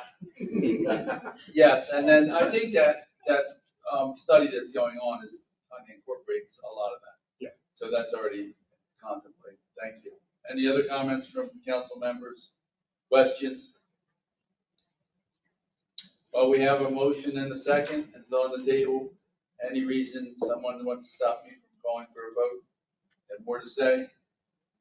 Thank you. All in favor of adopting the rule, say aye. Aye. Aye. Are there any opposition? Any abstentions? So thank you for a great presentation, Jeff. Everything was clear and concise, and that's why you got it done what you wanted today. Thank you so much. Thank you. Next on our agenda, we have 3 briefings. We have a half an hour left. So here's your charge. You must get done in 9.5 minutes. Right? Each one's 9.5 minutes. And we promise we'll follow up with questions. Give us your contact information at the end. So let's move. We have the infrastructure update, and I know that's a joint presentation. We have a presentation on building energy performance standards, and we have a clean air progress report. So your 9.5 minutes starts now. Thank you. Wait a second, my presentation's not up. Instead of Clock's starting not at running. 9.5. There you go. I'll be quick. And I'll note, eating up another couple seconds, this was requested at the prior meeting by the council. Providing it today. We're going my presentation. It's not sharing online. Technical hurdle. I'll try and go off memory on this. I had a slide or two to preference MDOTs. So basically the question was what's been done on light duty infrastructure. So I wanted to provide a snapshot just now, go over on the state side what's being done. So real quick on the state side, you got MDE. Under the VW agreement, we were allowed to spend up to 15% of the $77 million we got under that for light duty infrastructure. Everyone opted for the full 15%. We put in $11.3 million for light duty charging infrastructure. Focus areas were workplace charging and then corridor/hub charging, fast charging. Workplace charging is predominantly level 2, corridor hub level 3. We've had 2 rounds of funding on both of those so far. Under those funding, we've done a total of 77 or so corridor hub charging sites, and we've done about 200 some workplace charging sites. Going to be doing that'll wrap up that project. And then on MEA side, and I wish I had their slide. MEA, there was just a bill passed again, House Bill 550, provides MEA with $2.5 million annually to do local infrastructure. They will be using that. They have been doing similar. They also do other programs such as the Alternative Fuel Infrastructure Program that provides over 50% cost share. They are currently this summer revising some of their projects to readjust them for this coming fall. Perhaps at the next AQCAC meeting, we could have a final presentation reflecting MEA's programs after they've been reevaluated. Just to circle back, under our VW program, we provide up to 80% of the cost on the level 3 chargers, up to $150,000 per site. And on the workplace charging, we provide up to 60% for the chargers, up to $4,500 per charger. The last one, and I'm going to just segue into Dan Janusek's presentation, is the NEVI, National Electric Vehicle Infrastructure Program. Under that program, it's a federal program. MDOT will be getting approximately $63 million to do level 3 fast charging on corridors. I'm going to hand that off to Dan. One thing just to reference, between all of these state programs I just briefly mentioned, the MDE, MEA, and MDOT, including some of the investment from the other companies that go with that, we're talking well over $100 million invested just between those state programs. And then in addition to that, the utilities are putting in a significant pot of money that, again, maybe at the next presentation, we have a utility. I did not want to talk on behalf of any of the utilities on their programs. And then there's significant private investment by the OEMs and by the EVSC companies just individually. So there is a lot going on. Like I said, just for these state agencies, over $100 million in investment. And then there's well over that coming in from the private sector. I'm going to hand it off to Dan Janusek from MDOT because NEVI is going to be a large amount of funding moving ahead a lot of the programs, our program is kind of in the middle, dwindling down. NEVI will be a big player moving ahead because it's really just starting this year and it goes for 5 years. I'm going to hand off to Dan. Okay, hi, Dan Janistek here with the Maryland Department of Transportation here in the Office of Planning Capital Programming, Secretary's Office, joined by Rebecca Banker today, also from our office. Rebecca does a lot of the work on our mapping and updating our plans and alternative fuel corridors. So we've got a little team here. You know, we found out in 2021 that we were going to get into the electric vehicle charging infrastructure business. And so Rebecca, you just came online. You say hi. Sorry. Hi, everyone. I am Rebecca Bankert. As Dan has said, I've been working with MDOT for the last 4 or 5 years to kind of deploy ZEV, focus on EV infrastructure in Maryland. Thanks, Rebecca. Yeah, so, you know, we found out we're getting into the charging business, so we quickly brought on our consultant in early 2022, launched our website, you know, started some webinars to go over our program and planning, working with the Joint Office of Electric and Transportation. We've got our agenda today. We just want to talk real briefly about the National Electric Vehicle Infrastructure Formula Program. We'll mention a little bit about the Charging and Fueling Infrastructure Discretionary Grant Program that MDOT's supporting.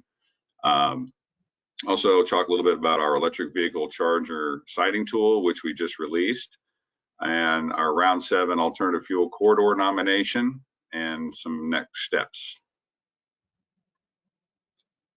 So we found out, of course, you know, Maryland's going to be funded with approximately $58 million investment for DC fast charging and community charging in the state. And our goals are with our National Electric Vehicle Infrastructure Formula Funding Deployment Plan.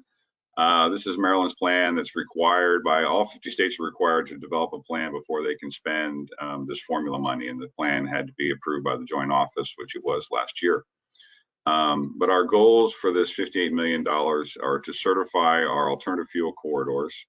And that's a first step that all the states are required to do, spend the first rounds of their NEVI funding on their alternative fuel corridors to get the DC fast charging infrastructure out there to promote interstate travel and reduce the anxiety for purchasing electric vehicles.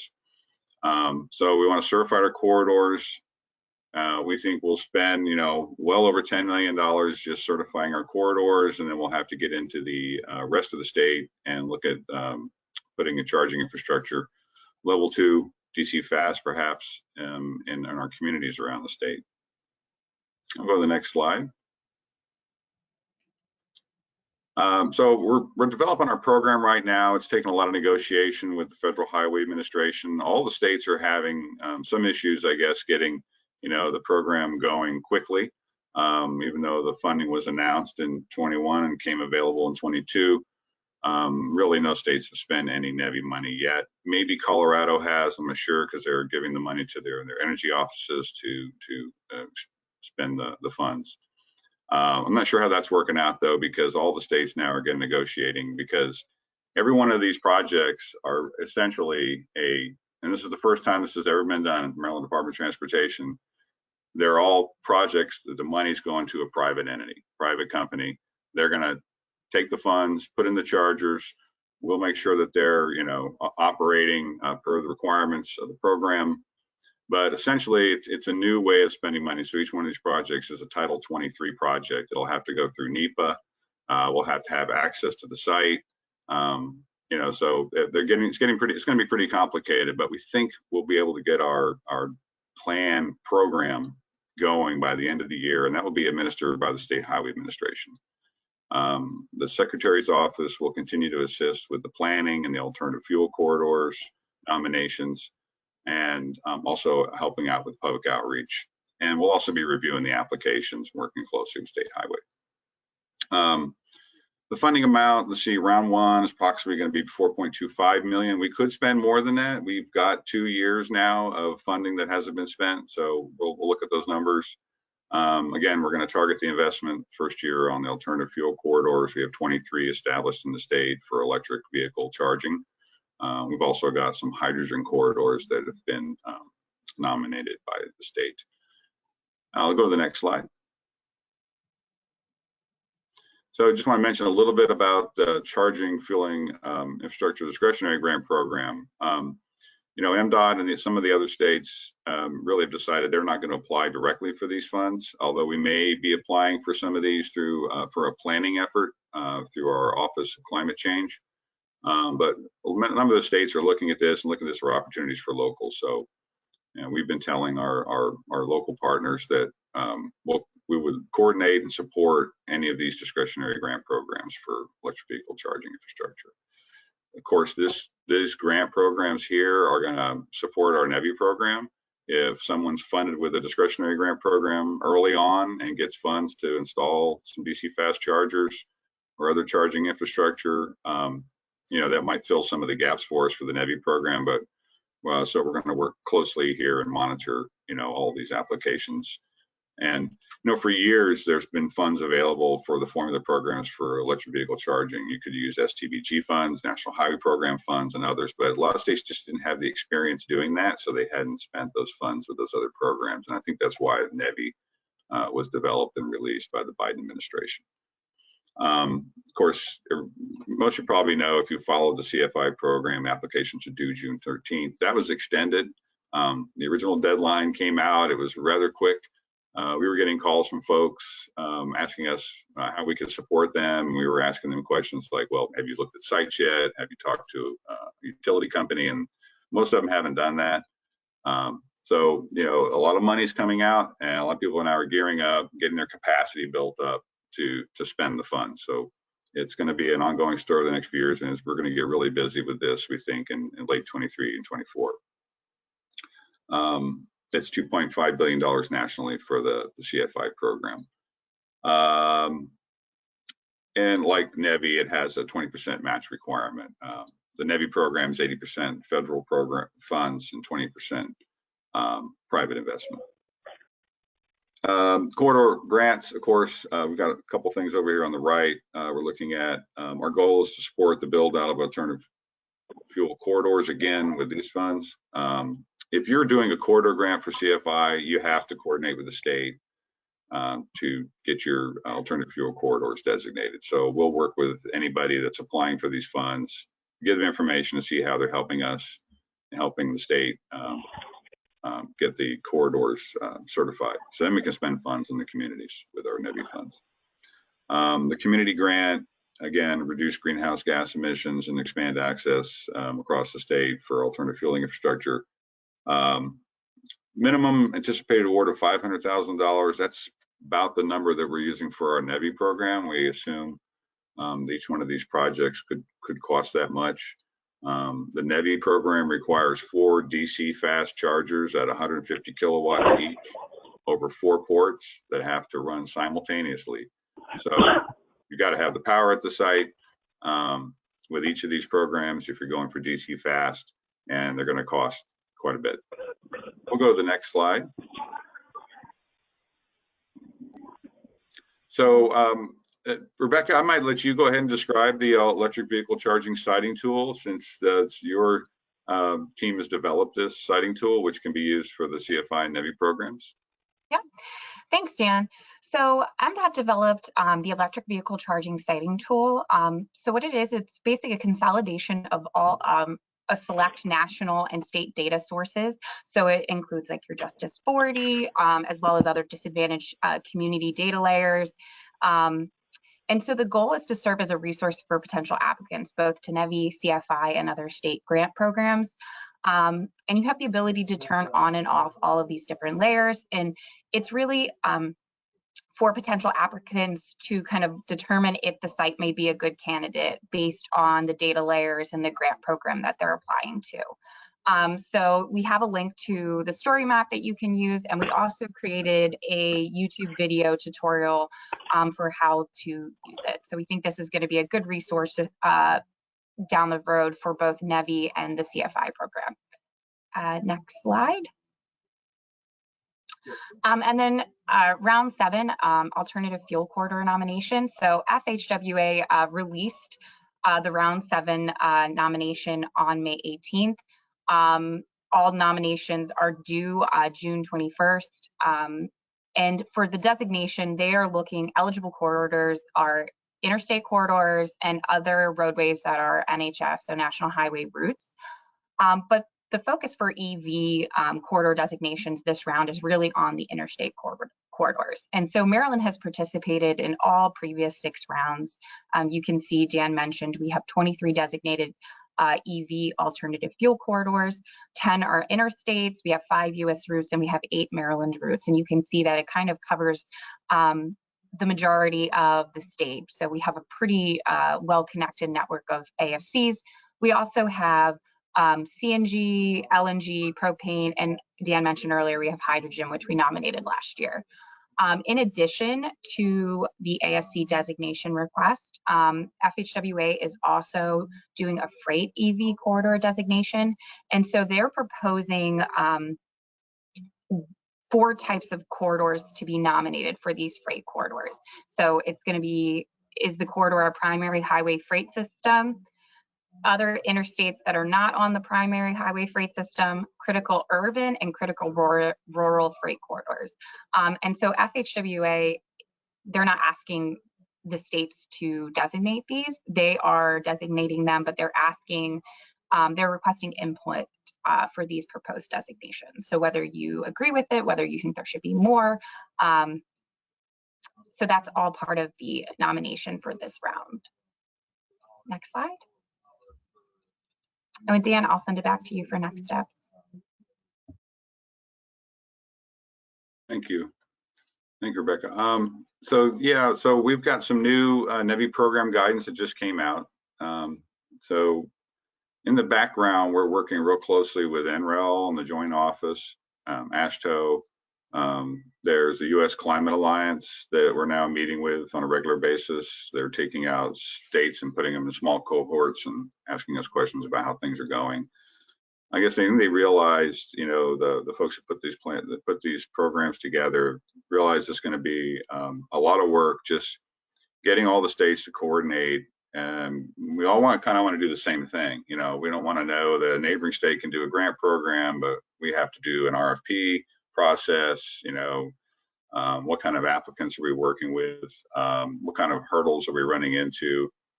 The program guidance is pretty extensive here. It regulates payment methods, the interoperability of the charging infrastructure, deals with other issues. We have a Buy America issue too with NEVI. We got a temporary waiver in place. The charging companies are quickly, you know, trying to come up to speed and get all of their parts and internal components made in America, so they can qualify to access these funds. So it's going to take a while. The other things in the background, the Joint Office has put together a consortium of companies to talk to them about what issues they are running into. And so that's starting off real recently. They just got that going. Gabe Klein, who used to be the DC transportation director in Chicago, he is now running the Joint Office and seems to be a motivated leader. So we've got a good motivation on that side to get into some new territory and do a lot of good coordination. In the state, we're partnering, well, I'll back up to the list here. Our annual plan is due to be updated August 1st. We knew this was kind of coming, but we didn't have a date until recently. But you know, since the state hasn't done a lot in terms of getting the program out, but done a lot in the planning side, we've got a lot to offer to update that plan. And we're really proud of our grant citing tool. We're one of the few in the country that has something like that stood up and ready to go before the plan's ready. So we'll have that ready to discuss in our plan. We assume it'll be approved like it was last year, and then we can spend the funds. So in terms of our outreach, we do feel like we're going to do a lot more outreach, especially as the program starts. This might be individual outreach with each county. We've got contacts at each county that we work with in the fall tour with the secretary, so we can reach out to point individuals and talk to them about the programs. Find out what they know, if they've heard anything. We imagine that the applicants for NEVI will be private companies, your mom and pops, your your Starbucks owners or your Love's Country Store or Sheetz or Wawa or those types of folks. We feel like those are the first applicants that will be coming in. They have to team up with a private company, a charging network company to apply for the NEVI funds. So we do need a lot of outreach. Could you go back to that slide just real quick? Sorry. We are partnering with MEA, MDE, MDP in the joint office. Early on, we had a lot of, partnering meetings with our state agencies. We do a lot of that through ZVIC as well. So there's always an opportunity for that. We'll be having some more partnering meetings soon once we get our grant program going. Can explain more of that to folks. And we're coordinating with the neighboring states through these other offices, and we're also coordinating one-on-one with Virginia, Pennsylvania, and DC. We've got a contact in West Virginia too, and Delaware. So I guess with that, we'll give it a pause, and if there's any questions, we'll be happy to take them. Great presentation, Dan. I'll just add that you've been great with utility involvement and interaction. So we appreciate how where you are. In the presentation slides, people will have access to their contact information to follow up if they have more questions. But just because of time, I'm going to move to the next set of things here. Thanks so much for joining us today. There's two more things. Thank you so much. There's two more presentations on the agenda. If we're going to have a discussion about them, we have to extend the meeting before we do it. I suggest we do the building energy performance standard and get done by 11, and then have a non-AQCAC 2023 Clean Air Progress Report at 11 o'clock, unless we get unanimous consent to extend the length of the meeting. Quickly reply what you think we should do. I think we should extend the meeting. All right, all in favor of extending the meeting? I have a motion, I have a second. Any opposition to extending the meeting past 11? So, thank you. John, I think it's bad that we can't ask questions of Dan and Rebecca. Well, I was just trying to meet our agenda. That's just because I know. One of the things I hear back from council members time after time is, thanks for getting us out on time. We like to plan. So I'm just trying to enforce that. We can always do it. If you want to do that, we're extending the meeting now, so we have time for questions. Well, Dan and Rebecca still on? Dan, are you still on? Looks like Dan is. Yeah, still here. And yeah, we can put our contact information in here too, and you can email me or give me a call. We can talk offline if there's not enough time. We've already asked to extend the meeting. We're done. So we're moving. We didn't get an opposition. I think that is an affirmative vote to extend the meeting. Please go ahead. I'm sorry. Okay, well, thanks. Yeah, I appreciate that, and great presentation. And, the questions asked here are on the record. Privately, they're off the record. So very quickly, on slide 10, I went to the screen and looked at it. You had the off sign for historically disadvantaged communities. On slide 13, you had that as being something that you're moving towards in the future. I hope that historically disadvantaged communities will be a high priority, as well as the rural areas that were on slide 13. And I don't know if you want to say anything about that. And I do have a follow-up question on it. We have plenty of time then. Okay, great. I'll chime in, and Rebecca might chime in too, but I wouldn't discount, our slides, because I wouldn't look at that way, because we've got several metrics in here for measuring disadvantaged communities. So we're using the EPA metric, the University of Maryland metric, we're using the Justice 40 metric. Those will count towards points towards your application. Aren't really affecting CFI, but people doing CFI applications can use this to gauge how their applications are going, to describe their narrative in their grant applications to support their grant. And for NEVI, it's also going to be used for the same thing, but we'll develop our own internal scoring rubric, because we may get 2 projects, 3 projects in an area that are close to each other, but one may be in a disadvantaged community, one may not. The one in a disadvantaged community will get more points. That's how that's supposed to work. So I'm not sure. Yeah, that helps.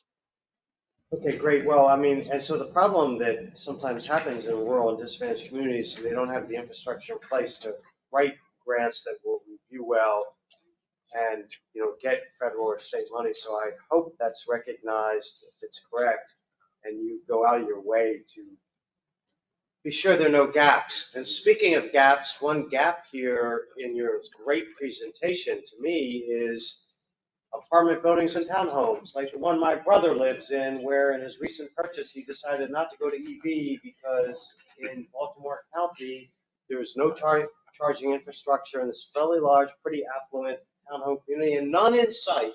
So for my brother to charge his wannabe EV, he has to walk several miles home and several miles back, and it's my brother. This is a common story throughout. So what are we going to do for people who don't own their own homes to help facilitate charging in that situation, apartments and townhomes? Well, you've had some movement at the Maryland legislature on this issue. And, you know, we're also looking for local communities to start getting involved in this in their planning and zoning. You know, when a new building's approved, multifamily building, maybe there should be, you know, some requirements for EVSE charging to be installed. Also, there are things to look at. We need to look at new legislation that might give credit to current parking standards if you provide EV standards to meet the other EV requirements. But the mud thing is an issue. Urban charging is a big issue. I live in the city of Baltimore. You've got row homes, townhomes. You literally have to run a cord across the sidewalk to get to your vehicle to charge it. Public parking areas. So we have so many challenges. And that is one of the many challenges that we're obviously considering. Now, the NEVI funds, the first rounds are the AFC. So those are on the corridors that chargers have to be within 1 mile of the interstate or national highway system and less than 50 miles apart. Once the corridors are certified and we get those installed, we intend to go out of the communities. And I think that's where a lot of our listening sessions, our community engagement is going to take place, to find out what those local needs are, offer those funds up for applicants to fill those gaps, help them identify their gaps and their needs, and work with, you know, multifamily developments, because as you know, some of them are under parking requirements, and you know, a lot of this is going to come back to the zoning and what cities and counties are requiring. Rebecca, I don't know if you have any follow-up on that. Yeah, just a couple of things. So, you know, talking to Dan's first point, real quick about the disadvantaged communities, there was one thing we noticed very early on related to Justice 40 is that there are a lot of areas in Maryland that were not identified as disadvantaged communities through the Justice 40 tool. And so, you know, Maryland worked closely with, you know, MDE, planning, MEA to identify other data layers and sources to help identify those additional disadvantaged communities and rural communities so that we are actually capturing them. And as Dan said, you know, our goal is to create a weighted system to kind of use these layers to create a weighted system that will help to prioritize these areas for investment. And then related to the multifamily, this is something that comes up often in ZEVIC, so the Zero Emission Electric Vehicle Infrastructure Council, and one of their priorities in the past is, you know, multifamily, the concerns about multifamily units and condominiums. You know, that's a real issue, that's a real concern.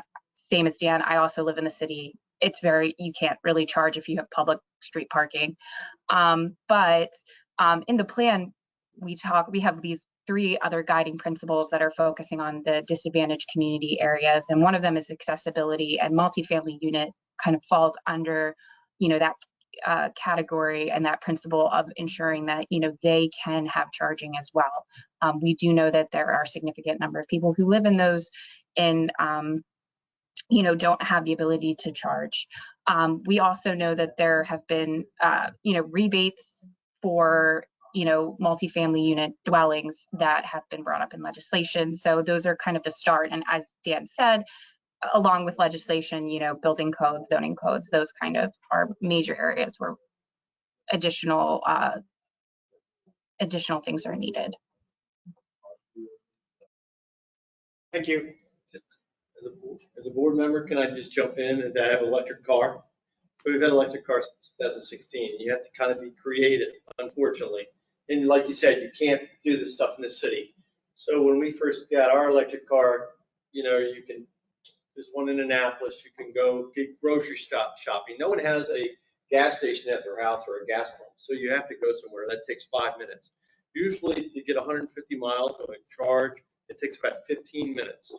So you can usually go somewhere 15 minutes and get yourself a shot. It's going to take some extra effort. I can't see, or I don't see, because of infrastructure alone, that you'll ever get everyone with a charging station at their house. So you have to kind of think outside the box, if that helps. Yeah. I'm going to say that's why there's also a strong emphasis on workplace charging. And so you're meeting people where they work. If they can't charge at home, they could charge at work, or meeting people where they go and, you know, participate in activities, whether that's a doctor's office or resident, so commercial or any place like that where people are going to be. That is ideally where you want to stick charging. We're looking at a number of options. For like county buildings, particularly libraries, provide, they're spread all around. Last year, like a number of counties, we passed a law requiring new townhouse developments to have infrastructure available so that you can add to it as they need. We're working with PEPCO to talk about new multifamily buildings, how to address that. And I think we're looking at shopping centers. We also require gas stations that are new to provide the charging stations so that people who need that, although we run into the question of which level, because you don't want to sit at the gas station for 2 hours charging. But we're looking at various options. Will you, Dan, and staff be at MACO or MML this summer in case counties or cities would like to talk and strategize on how to go after this money? Not personally, but we'll have, I know Joe McAndrew will be there, and I think Sean Winkler, our grant specialist, will be there as well. And I imagine there'll be some other folks, but they're going to be ready to take on this issue at MACO. Any further questions on this topic? Thank you so much for bearing with me as we change a little bit. Oh, thanks a lot. And if you want a more detailed presentation in the future, we'll be happy to come back. Oh, how nice. Thank you. Mm-hmm.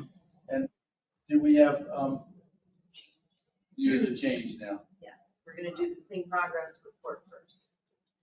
Okay, now we're going to do the clean air progress report.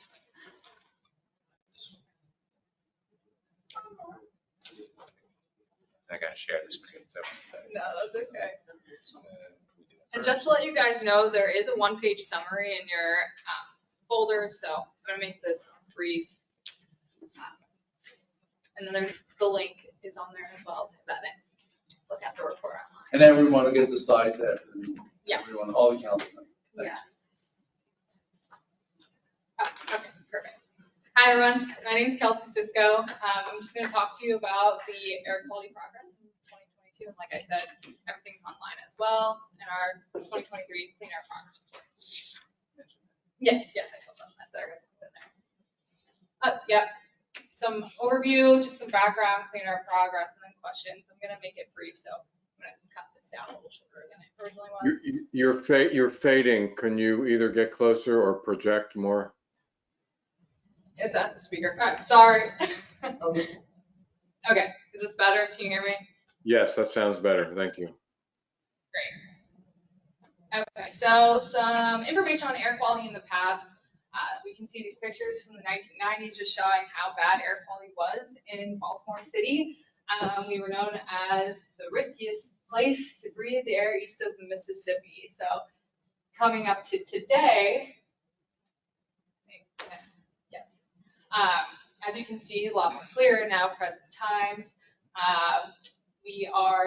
We've achieved the fine particle standard, 2008 ozone standard, and now into the 2015 ozone standard, which I'll get into on the next slide. We're technically in attainment. And in 2020 and 2022, we recorded the fewest number of bad ozone days ever recorded in a year. So a quote from our secretary: Maryland has been measuring and monitoring air pollution levels for over 30 years.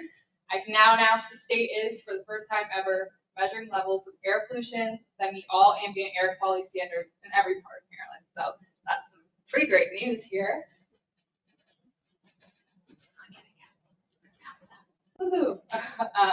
So yeah, so in 2022, Maryland measured attainment of federal standard for ground level ozone for the first time in history. So now, as you can see, we are finally in standards for all criteria air pollutants. So that's a pretty big deal. 2022 made history for the state. This is just showing in 2022 we had 3 exceedance days, so definitely a drastic change from 2021 to 2022, just all based on our regulations. And, yeah, I mean it fluctuates year to year, but we're on a good path now. And then, as you can see, ozone is definitely shrinking from the 1990s. It's a great picture to depict the difference here. And I think this is the first time, we've always had like a little touch of yellow. Yellow, and it's all. This is the first time we've ever seen it. Green. Even the light shade green. Yep, and then our fine particles have been reducing as well over the years, given that following the NACs for a while now. I'm sorry to keep bothering you, but you're fading again. I thought it was close enough. I'm sorry. I thought I was speaking loudly. This is my last slide. So this is just showing that NOx and SO2 emissions have also greatly reduced since 2009. Cleaning of coal-fired power plants and the transportation of emissions has been helping reduce these 2 specific pollutants. And that's all I have. I made that very brief. Like I said, everything is on the Clean Air Progress Report, but I am going to bring up Joel here, and he's going to quick talk about exceedance days so far in 2023. So, Maybe first with the question.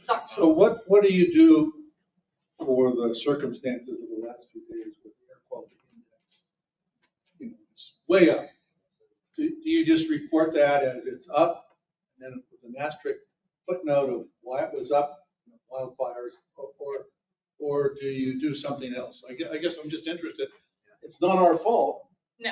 Okay. Yeah, so what we do is we ask Joel. Yeah. Great transition. Yeah. Grayson, our meteorologist, deputy program manager for air monitoring. But before we get there, I would like to thank Kelsey for this presentation, and I would like on record, I hope I acclaim, if not, we'll talk about it, our thanks to George Tad Aburn for leading this major accomplishment in 2022. He was sitting in Chris's seat for all the time I've been on the council until, you know, he retired and Chris took over, and we really need to have that on the record because this was his vision and it's a reality. The running joke was Tad would retire when ozone was in attainment. The reality was Tad had to retire in order to get ozone. Okay, that's actually funny. That's good. And just that slight second before we jump into Joel, you all have the 1-page summary, and at the bottom is the link to the report. And Kelsey also took a substantial role in creating this year's Clean Air Progress Report. Using ARC tools, it's a beautiful presentation. There's a lot more information in there, and I encourage you all to look through that as well.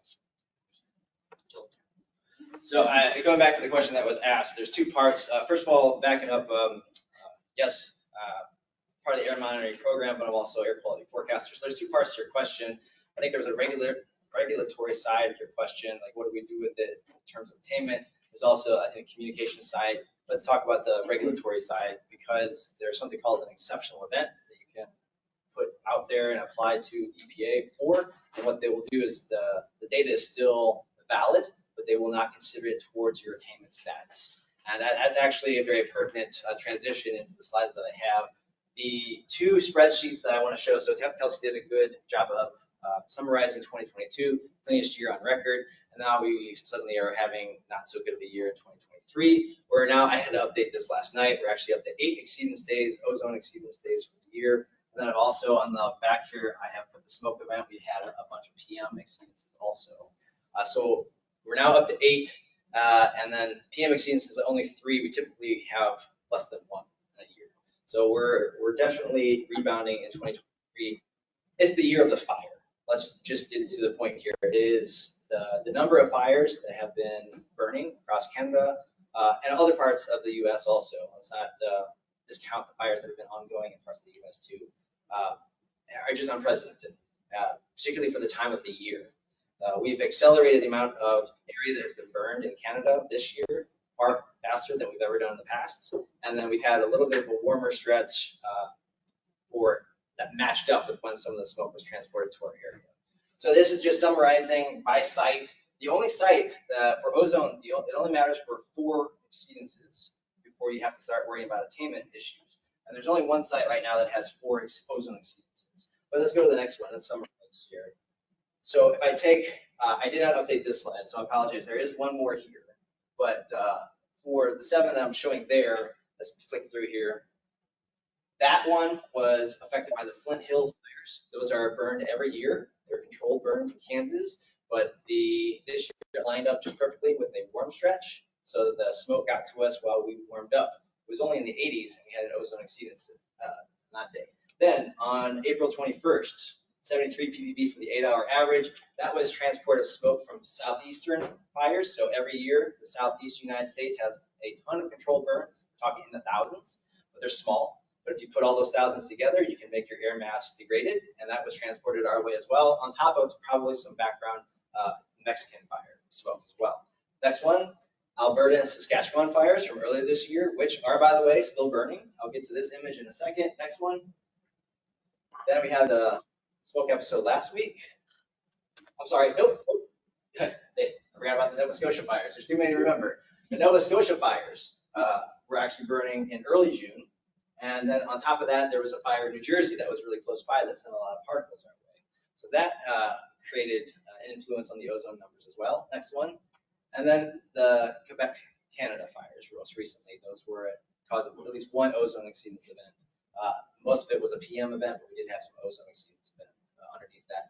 Now I showed the slide down here on the bottom because this is fire detections from satellite. They are actually showing, I'm sorry for the people on the phone, they can't see where I'm pointing, can they? But the areas I've circled here show that the fires are still burning. I'm crossing my fingers that the weather today is going to put out most of the Quebec fires, or at least bring some of them under control. We'll see. We'll have to see. But obviously, we're going to have these concerns for the remainder of the year as long as these fires are burning. For time's sake, I put up some pictures here to show the evolution of the event, but for time's sake, I know we're kind of pushed for time. So I'd be happy to have questions, or if you want me to keep going on this, I'd be happy to do that too. In Quebec, are there any controlled fires that they have, or is it all, we'll call it accident? The difference is that the people in the West basically claim that the underbrush and whatnot lead to large fires, so they want to get rid of it. That's sort of a policy, right? I'm not familiar with Quebec, and my question is, do they have any controlled burns in order to do that, or are they all, I don't know the right word is, accidental fires? I am not intimately familiar with their programs up there. I have heard that they have some controlled burns that they try to do. This has nothing to do with controlled burns, though. This was lightning initiated, and it's very, very clear when this got going how the lightning strikes were lining up with where the fires were. So this is entirely nature at this point. Like I said, the controlled burns is a side issue that maybe we can look at do more research on. But the current, or last week's event and the current ongoing fires were initiated by lightning. And don't let any conspiracy theory that's coming out or anything going around right now tell you different. It was lightning. Yeah. So you said it was nature, but is the fact that it's getting burned the lack of rain? Yes. Okay. Yes. So that's nature. And it was, all right, so let's come back to the picture for a second, I guess, if there's interest. The Wednesday, June 7th picture is a great example. That looks just like something you see at a Nintendo game, maybe there's a big pulse of something coming our way, right? That smoke plume was due to the fires flaring up. It was so dry, but they're flaring up because the winds were so strong over that area, and those fires just fanned like you were taking a campfire and taking a fan to it. And that pulsed all sorts of smoke across the region, and then the transport was just coming our way. So I think I'm beating around the bush for your question, but the event, they're ongoing because of those situations. There's no rain, it was dry, and then when the fires were actually ongoing, the winds were very, very strong. And so they were really kicking in the high gear. You're up. And of course, precipitation over the prior months is a huge role. They've had very, very little snowfall, just like us over the winter time. So for those who don't know, We'll have to see what happens at the end of the day. But as far as the records at Baltimore Washington International Airport go, this is the driest year to date ever for precipitation. So going from winter into now, we've never had less precipitation than we have this year. So like I said, today we'll have to see what happens, but I kind of doubt that we'll actually surpass it, get back up. You're saying Maryland, but it sounds like it's not only Maryland, it's across a region possibly, right? Yes, it's broader. I didn't throw a drought picture in here, and I don't have the sense of that over Canada. I don't know the official drought status of Canada, but it has been abnormally dry. Just a point, when you travels, some of the fall would go out until it either rains quite a lot or winter comes and it snows. They just have to sort of try and contain it, but they can never put them out. That's all fascinating. Thanks for taking the time to come see us today. Yeah, thanks for letting me come. I appreciate it, guys. I appreciate it. Oh yeah, just Ross. This is from Russ. I guess he put a filter out just to show. I think this was the accumulation of particles on the filter over the course of the event. So if you were outside the whole time, this is what you would be exposed to. So our Cessna airplane flew last week. I was actually in Germany last week for research efforts, so I don't know the exact dates, but we flew at least 2 flights, if not more. 7th and the 8th. Yep. And they were actually grounded. We tried to get them up early because the concentrations were the greatest, and they were actually grounded because of visibility due to the smoke. So they had to fly. They normally use visual flight rules, VFR, and they had to file IFR, instrument flight rules, in order to take off. So it was a very, very strange situation, but they were able to fly. They were breathing the smoke up in the plane itself, so I appreciate their efforts. Thanks so much. Yep. I have one comment. On the Eastern Shore, our notification, we got something Tuesday of a code orange. Wednesday, there was nothing. And then Thursday, it seemed to be a code orange, code red. I don't know if there was a communication gap with the National Weather Service or whoever feeds that information, but Wednesday, there was no warning on people's phones or when they go to any weather app or website. It was. I know that we issued code red, I believe, for the Eastern Shore both of those days, both Wednesday and Thursday. Okay, because Tuesday was when I first noticed it, and then Wednesday. Okay, so yeah, I think this is probably a rabbit hole the whole group may not want to go down, but we should definitely address this. There was a code red both Wednesday and Thursday issued, so I forecast that, so that should have gone out. There was an update also occurred on Thursday, so I get my timing right here. Yes, on Thursday, not Wednesday. We'll preview that, but it was definitely code red and code orange everywhere. So there should have been something that went out. Now, I'm not sure where you're getting the information, and that might be part of the issue. So let's make sure that communication. Sure, I'll talk to you. Let's debrief to make sure the notifications went through the right channels. I mean, I have a weather app, maybe depend, but it gives you the air quality index at any time. So whether you hear it as code red or code orange, have a smartphone. I think most people do. You need to get a weather app. I've got a big beef with the AQI current conditions, and they're getting way down the rabbit hole here. But be careful on what you see as air quality index. Officially, AQI is tied to the NAAQS, and the NAAQS is a more or less a legal pathway, right? We're tied to the Clean Air Act, and when we're talking about that NAAQS, it's a health standard, and the health standard is a 24-hour average. So when you see on your phone the current AQI, realize that is not officially an AQI. We're forecasting an AQI for a 24-hour average, but what they're trying to give you is an interpretation of current values. So I just want to put that out there, as I know there was a lot of concern that happened over the past week about what was visual and what was seen, but based on the NAAQS, it was only code red, and I know at times we were varying from that. So as a follow-up to this great discussion, Joe, is there a web resource that you think a community member can go to get your forecasts and cut through the middle? Yeah, just go to our website. Can you just say it? We always would push our. Yeah, I want it on the record. Okay, so the MDE. The Maryland Department of Environment's air monitoring page. Yeah, so if you go to mde.maryland.gov, there's a link there for air quality forecast right on the homepage. So That'll even show with you the, the map of the forecast for today and tomorrow. so even with the EPA and their fire and smoke maps, as Joel was saying, they're using nowcast. So it's an interpolation method.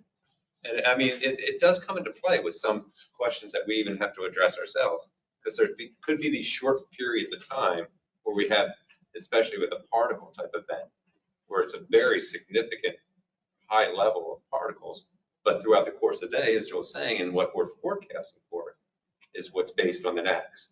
And for particles, it's 24 hours. And ever since ozone transitioned to an 8-hour standard, we faced these same issues that we're forecasting for an 8-hour block. However, there could be very short periods of time where ozone levels are above what we forecast, but our forecast still pans out. A lot of time on these ozone days too, that I showed, there might be 4 hours that are above 70. And there's only those 4 hours that actually determine your exceedance day. So what is your health threshold? I leave that for the health community to kind of figure out. It's set at 70, but for an 8-hour average, but it's only those 4 hours that actually take you above 70 for the 8-hour average. So should we be telling the public, don't exercise between 2 and 6? You know, whereas for the rest of the day, it's going to be a code yellow forecast. But these are challenges that come with the process. Okay, and this was a bit of a trial by fire for some of our new communication schools. So we learned a lot. Hopefully we won't need to do that ever again. Agreed. It was unfortunate fun. So we just heard great news from Kelsey that you all have done an excellent job over the last couple of decades getting us clean air. And then a reminder from Joel that your job's not done yet. And we got to keep pushing for air quality. So how long did we extend the meeting? We didn't say. Indefinitely. Okay, lots of doors. Well, I guess let's call it audible. We have one item left on the agenda. Yes. And Mark, how long do you think you need? 2 minutes. Oh, wow. We have 12. Leave that. All right. This isn't an action item. This is an update on building energy performance standards.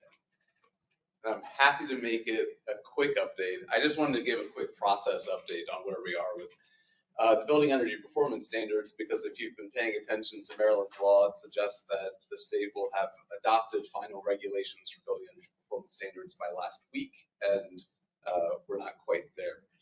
So we shared a draft regulation on BEPS over a 3-week period from May 15th to June 5th, and we intentionally shared a draft for stakeholder review with the intent on finding any areas for improvement. So we received 60 comments from a range of stakeholders. We're reviewing the comments currently and intend to make some improvements to the regulation. We are also talking with the Public Service Commission and our sister agencies about the draft regulation. All big team effort to make sure that the BEPS is designed in a way to achieve its goals. And then also very quickly related to BEPS, the same part of the law that requires FEE to adopt BEPS regulations also requires us to stand up a building energy transition implementation task force. That task force will launch. It'll be co-chaired by Secretary McElwain and Director Pinsky, Director of Maryland Energy Administration, launching on June 29th, later this month. And its focus for the rest of this year is to recommend the incentives that should be made available to help really all building owners, those that are covered by BEPS and those who aren't, achieve decarbonization of the building sector on pace to meet Maryland's requirements to achieve the 60% reduction in statewide greenhouse gas emissions by 2031 and net zero emissions by 2045. That's great. So can you tell us about the rest of the process for the building energy performance standards? I think we're thinking we're scheduling action by this group in the September timeframe. Could you just go through the rest of the formal regulatory review process and our role in that? Well, yeah, we will have a proposed regulation. Our goal is to have it ready for you before that September meeting. Timeline-wise, I forget what that means. Kelsey would know better than I do what that means in terms of the drop dead date to make sure that it's in all of your hands. But we're working hard to hit that deadline. Great, and then after we see it in September, what's the process after that? Oh, Randy, help me out. You want us to jump in a little because then it becomes a formal adoption process. So once the council votes, then we bring it through the signature process and we put a notice of proposed action in the Maryland Register to have it as formal regulations. There will be a public hearing and then there is a notice of final action. That can take anywhere between 6 to 12 months. So after September, right, we're expecting a hearing maybe February timeframe or announcement in January and then finalize in the beginning of next year. Thank you for the great overview. Do members of the council have any questions on the building energy performance standards rulemaking process? You know, I always have questions. I was trying to bring it up real quick, but I'm not able to find it super quick. We got an email. There was a long attachment that the council members that seems to be some consternation over this. Do you know what I'm talking about? No? No, Okay. It was from some Maryland entity. Does anybody? Well, I sent to change, so two people on this council represent the Maryland Chamber. I represent the Maryland Chamber. Todd Jason represents the Maryland Chamber. So they had comments, and I got a note the other day, did you send these to the council? I didn't think to. I made a mistake. I didn't forward them to the council. But there's 60 comments in. I probably have 10 of them that people sent to me. I didn't forward them because I didn't really view that as my role. But it is my role to send the council comments. And I mean, to send the chamber comments. So I sent them. And I think their major concern was there's an energy use intensity standard and a greenhouse gas reduction standard. And the way I saw that, there's an alternative compliance mechanism for the reduction, but there's not an alternative compliance thing for the energy use intensity. And that seemed to be the major thing that the chamber said. Does that help you? Yes, and my question was whether Mark has a reaction to it or. The law requires that we set two types of standards, standards for net direct emissions and energy use intensity targets within the regulation. The law also requires that we provide an alternative compliance pathway to achieve the emission standards. The law was silent on an alternative compliance pathway for energy use intensity standards. And you know, people did a lot, 60 commenters, and people did a lot of work on it. I was sketching the very top of it, just trying to be brief and giving you a sense. I hope that was appropriate. That was great. And the email I was thinking of did come from John.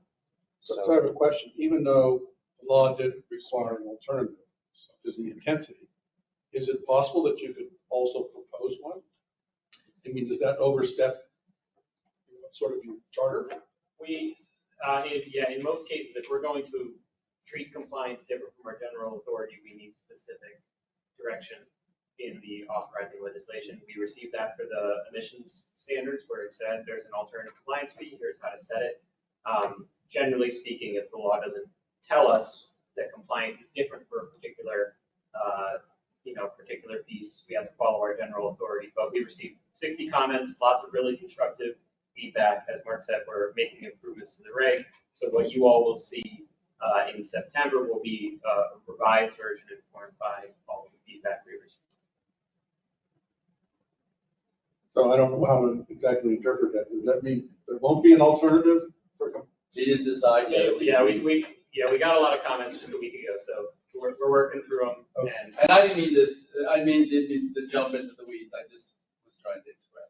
Yeah. And my company actually submitted comments too, which were on a different point of view. So just letting you know what that email you got, Ross. Yeah, and Tom reminded me it came this morning, so some people may not have seen it. Okay, great. Well, that'll be a good topic in September for everyone to dig in. Thanks very much, Mark. Sure. I will note between now and September, the Maryland Commission we have two things we mentioned earlier that are relevant to the council, or perhaps I'm jumping ahead to other business. No, we're fine. I think we've done the business unless anybody has anything else to say. I'll turn to the director to give us a preview of the future.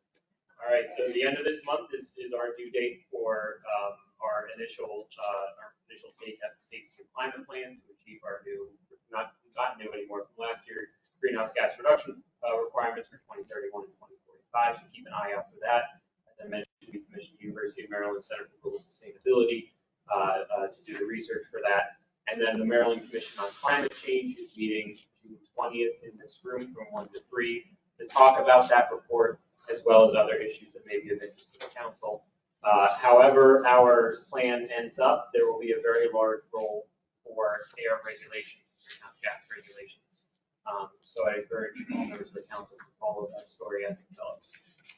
Do you have any intelligence on the PSC electric system adequacy study? What the time frame for that is? I don't know if anyone else in the room does. Are you talking about the grid analysis? Yes. We're going to start in September. I think they're finalizing things that they're consulting now. So I think they're starting in the fall. And they'll be from due date and have to check them out. Thank you. Yeah, so for those on the phone who may not have heard, that was Tim Shepard conveying that PSC has a consultant and they'll be starting analysis in the fall. John, one other quick thing. Well, I know I breezed through the state infrastructure piece. I had a couple slides on that. I gathered there was a technical glitch and it didn't show up, so we'll have the slides go out to everyone on the panel. So if you didn't get all the stuff I whizzed through on mine, it'll go out. So bottom line is we'll be sending out additional information for the council and to review. So I sort of have a question. You can send everyone the slides, but for me, I've got so much stuff. Is there a website that will have the same information so that I can just go to the website, see the presentations, as opposed to? There is an AQCAC website and it has the presentations usually within a week or two after these meetings, has been my experience. Yeah, I'll get them up as soon as possible. And it's, Okay. you quoted, so well, what's your overall website? mde.maryland.gov. And so in our follow-up, we'll include the link to the AQCAC website so everyone can, favorite it on your bookmarks. And the minutes and the agendas are all Right, there. right. No, I'm- Like a billion meetings. I Googled it earlier, it comes right up. Comes right up. Well, with that, I move to adjourn. Second. All in favor? Bye, thanks, people on the phone. Bye, everybody. Bye, see you next time. You get lots of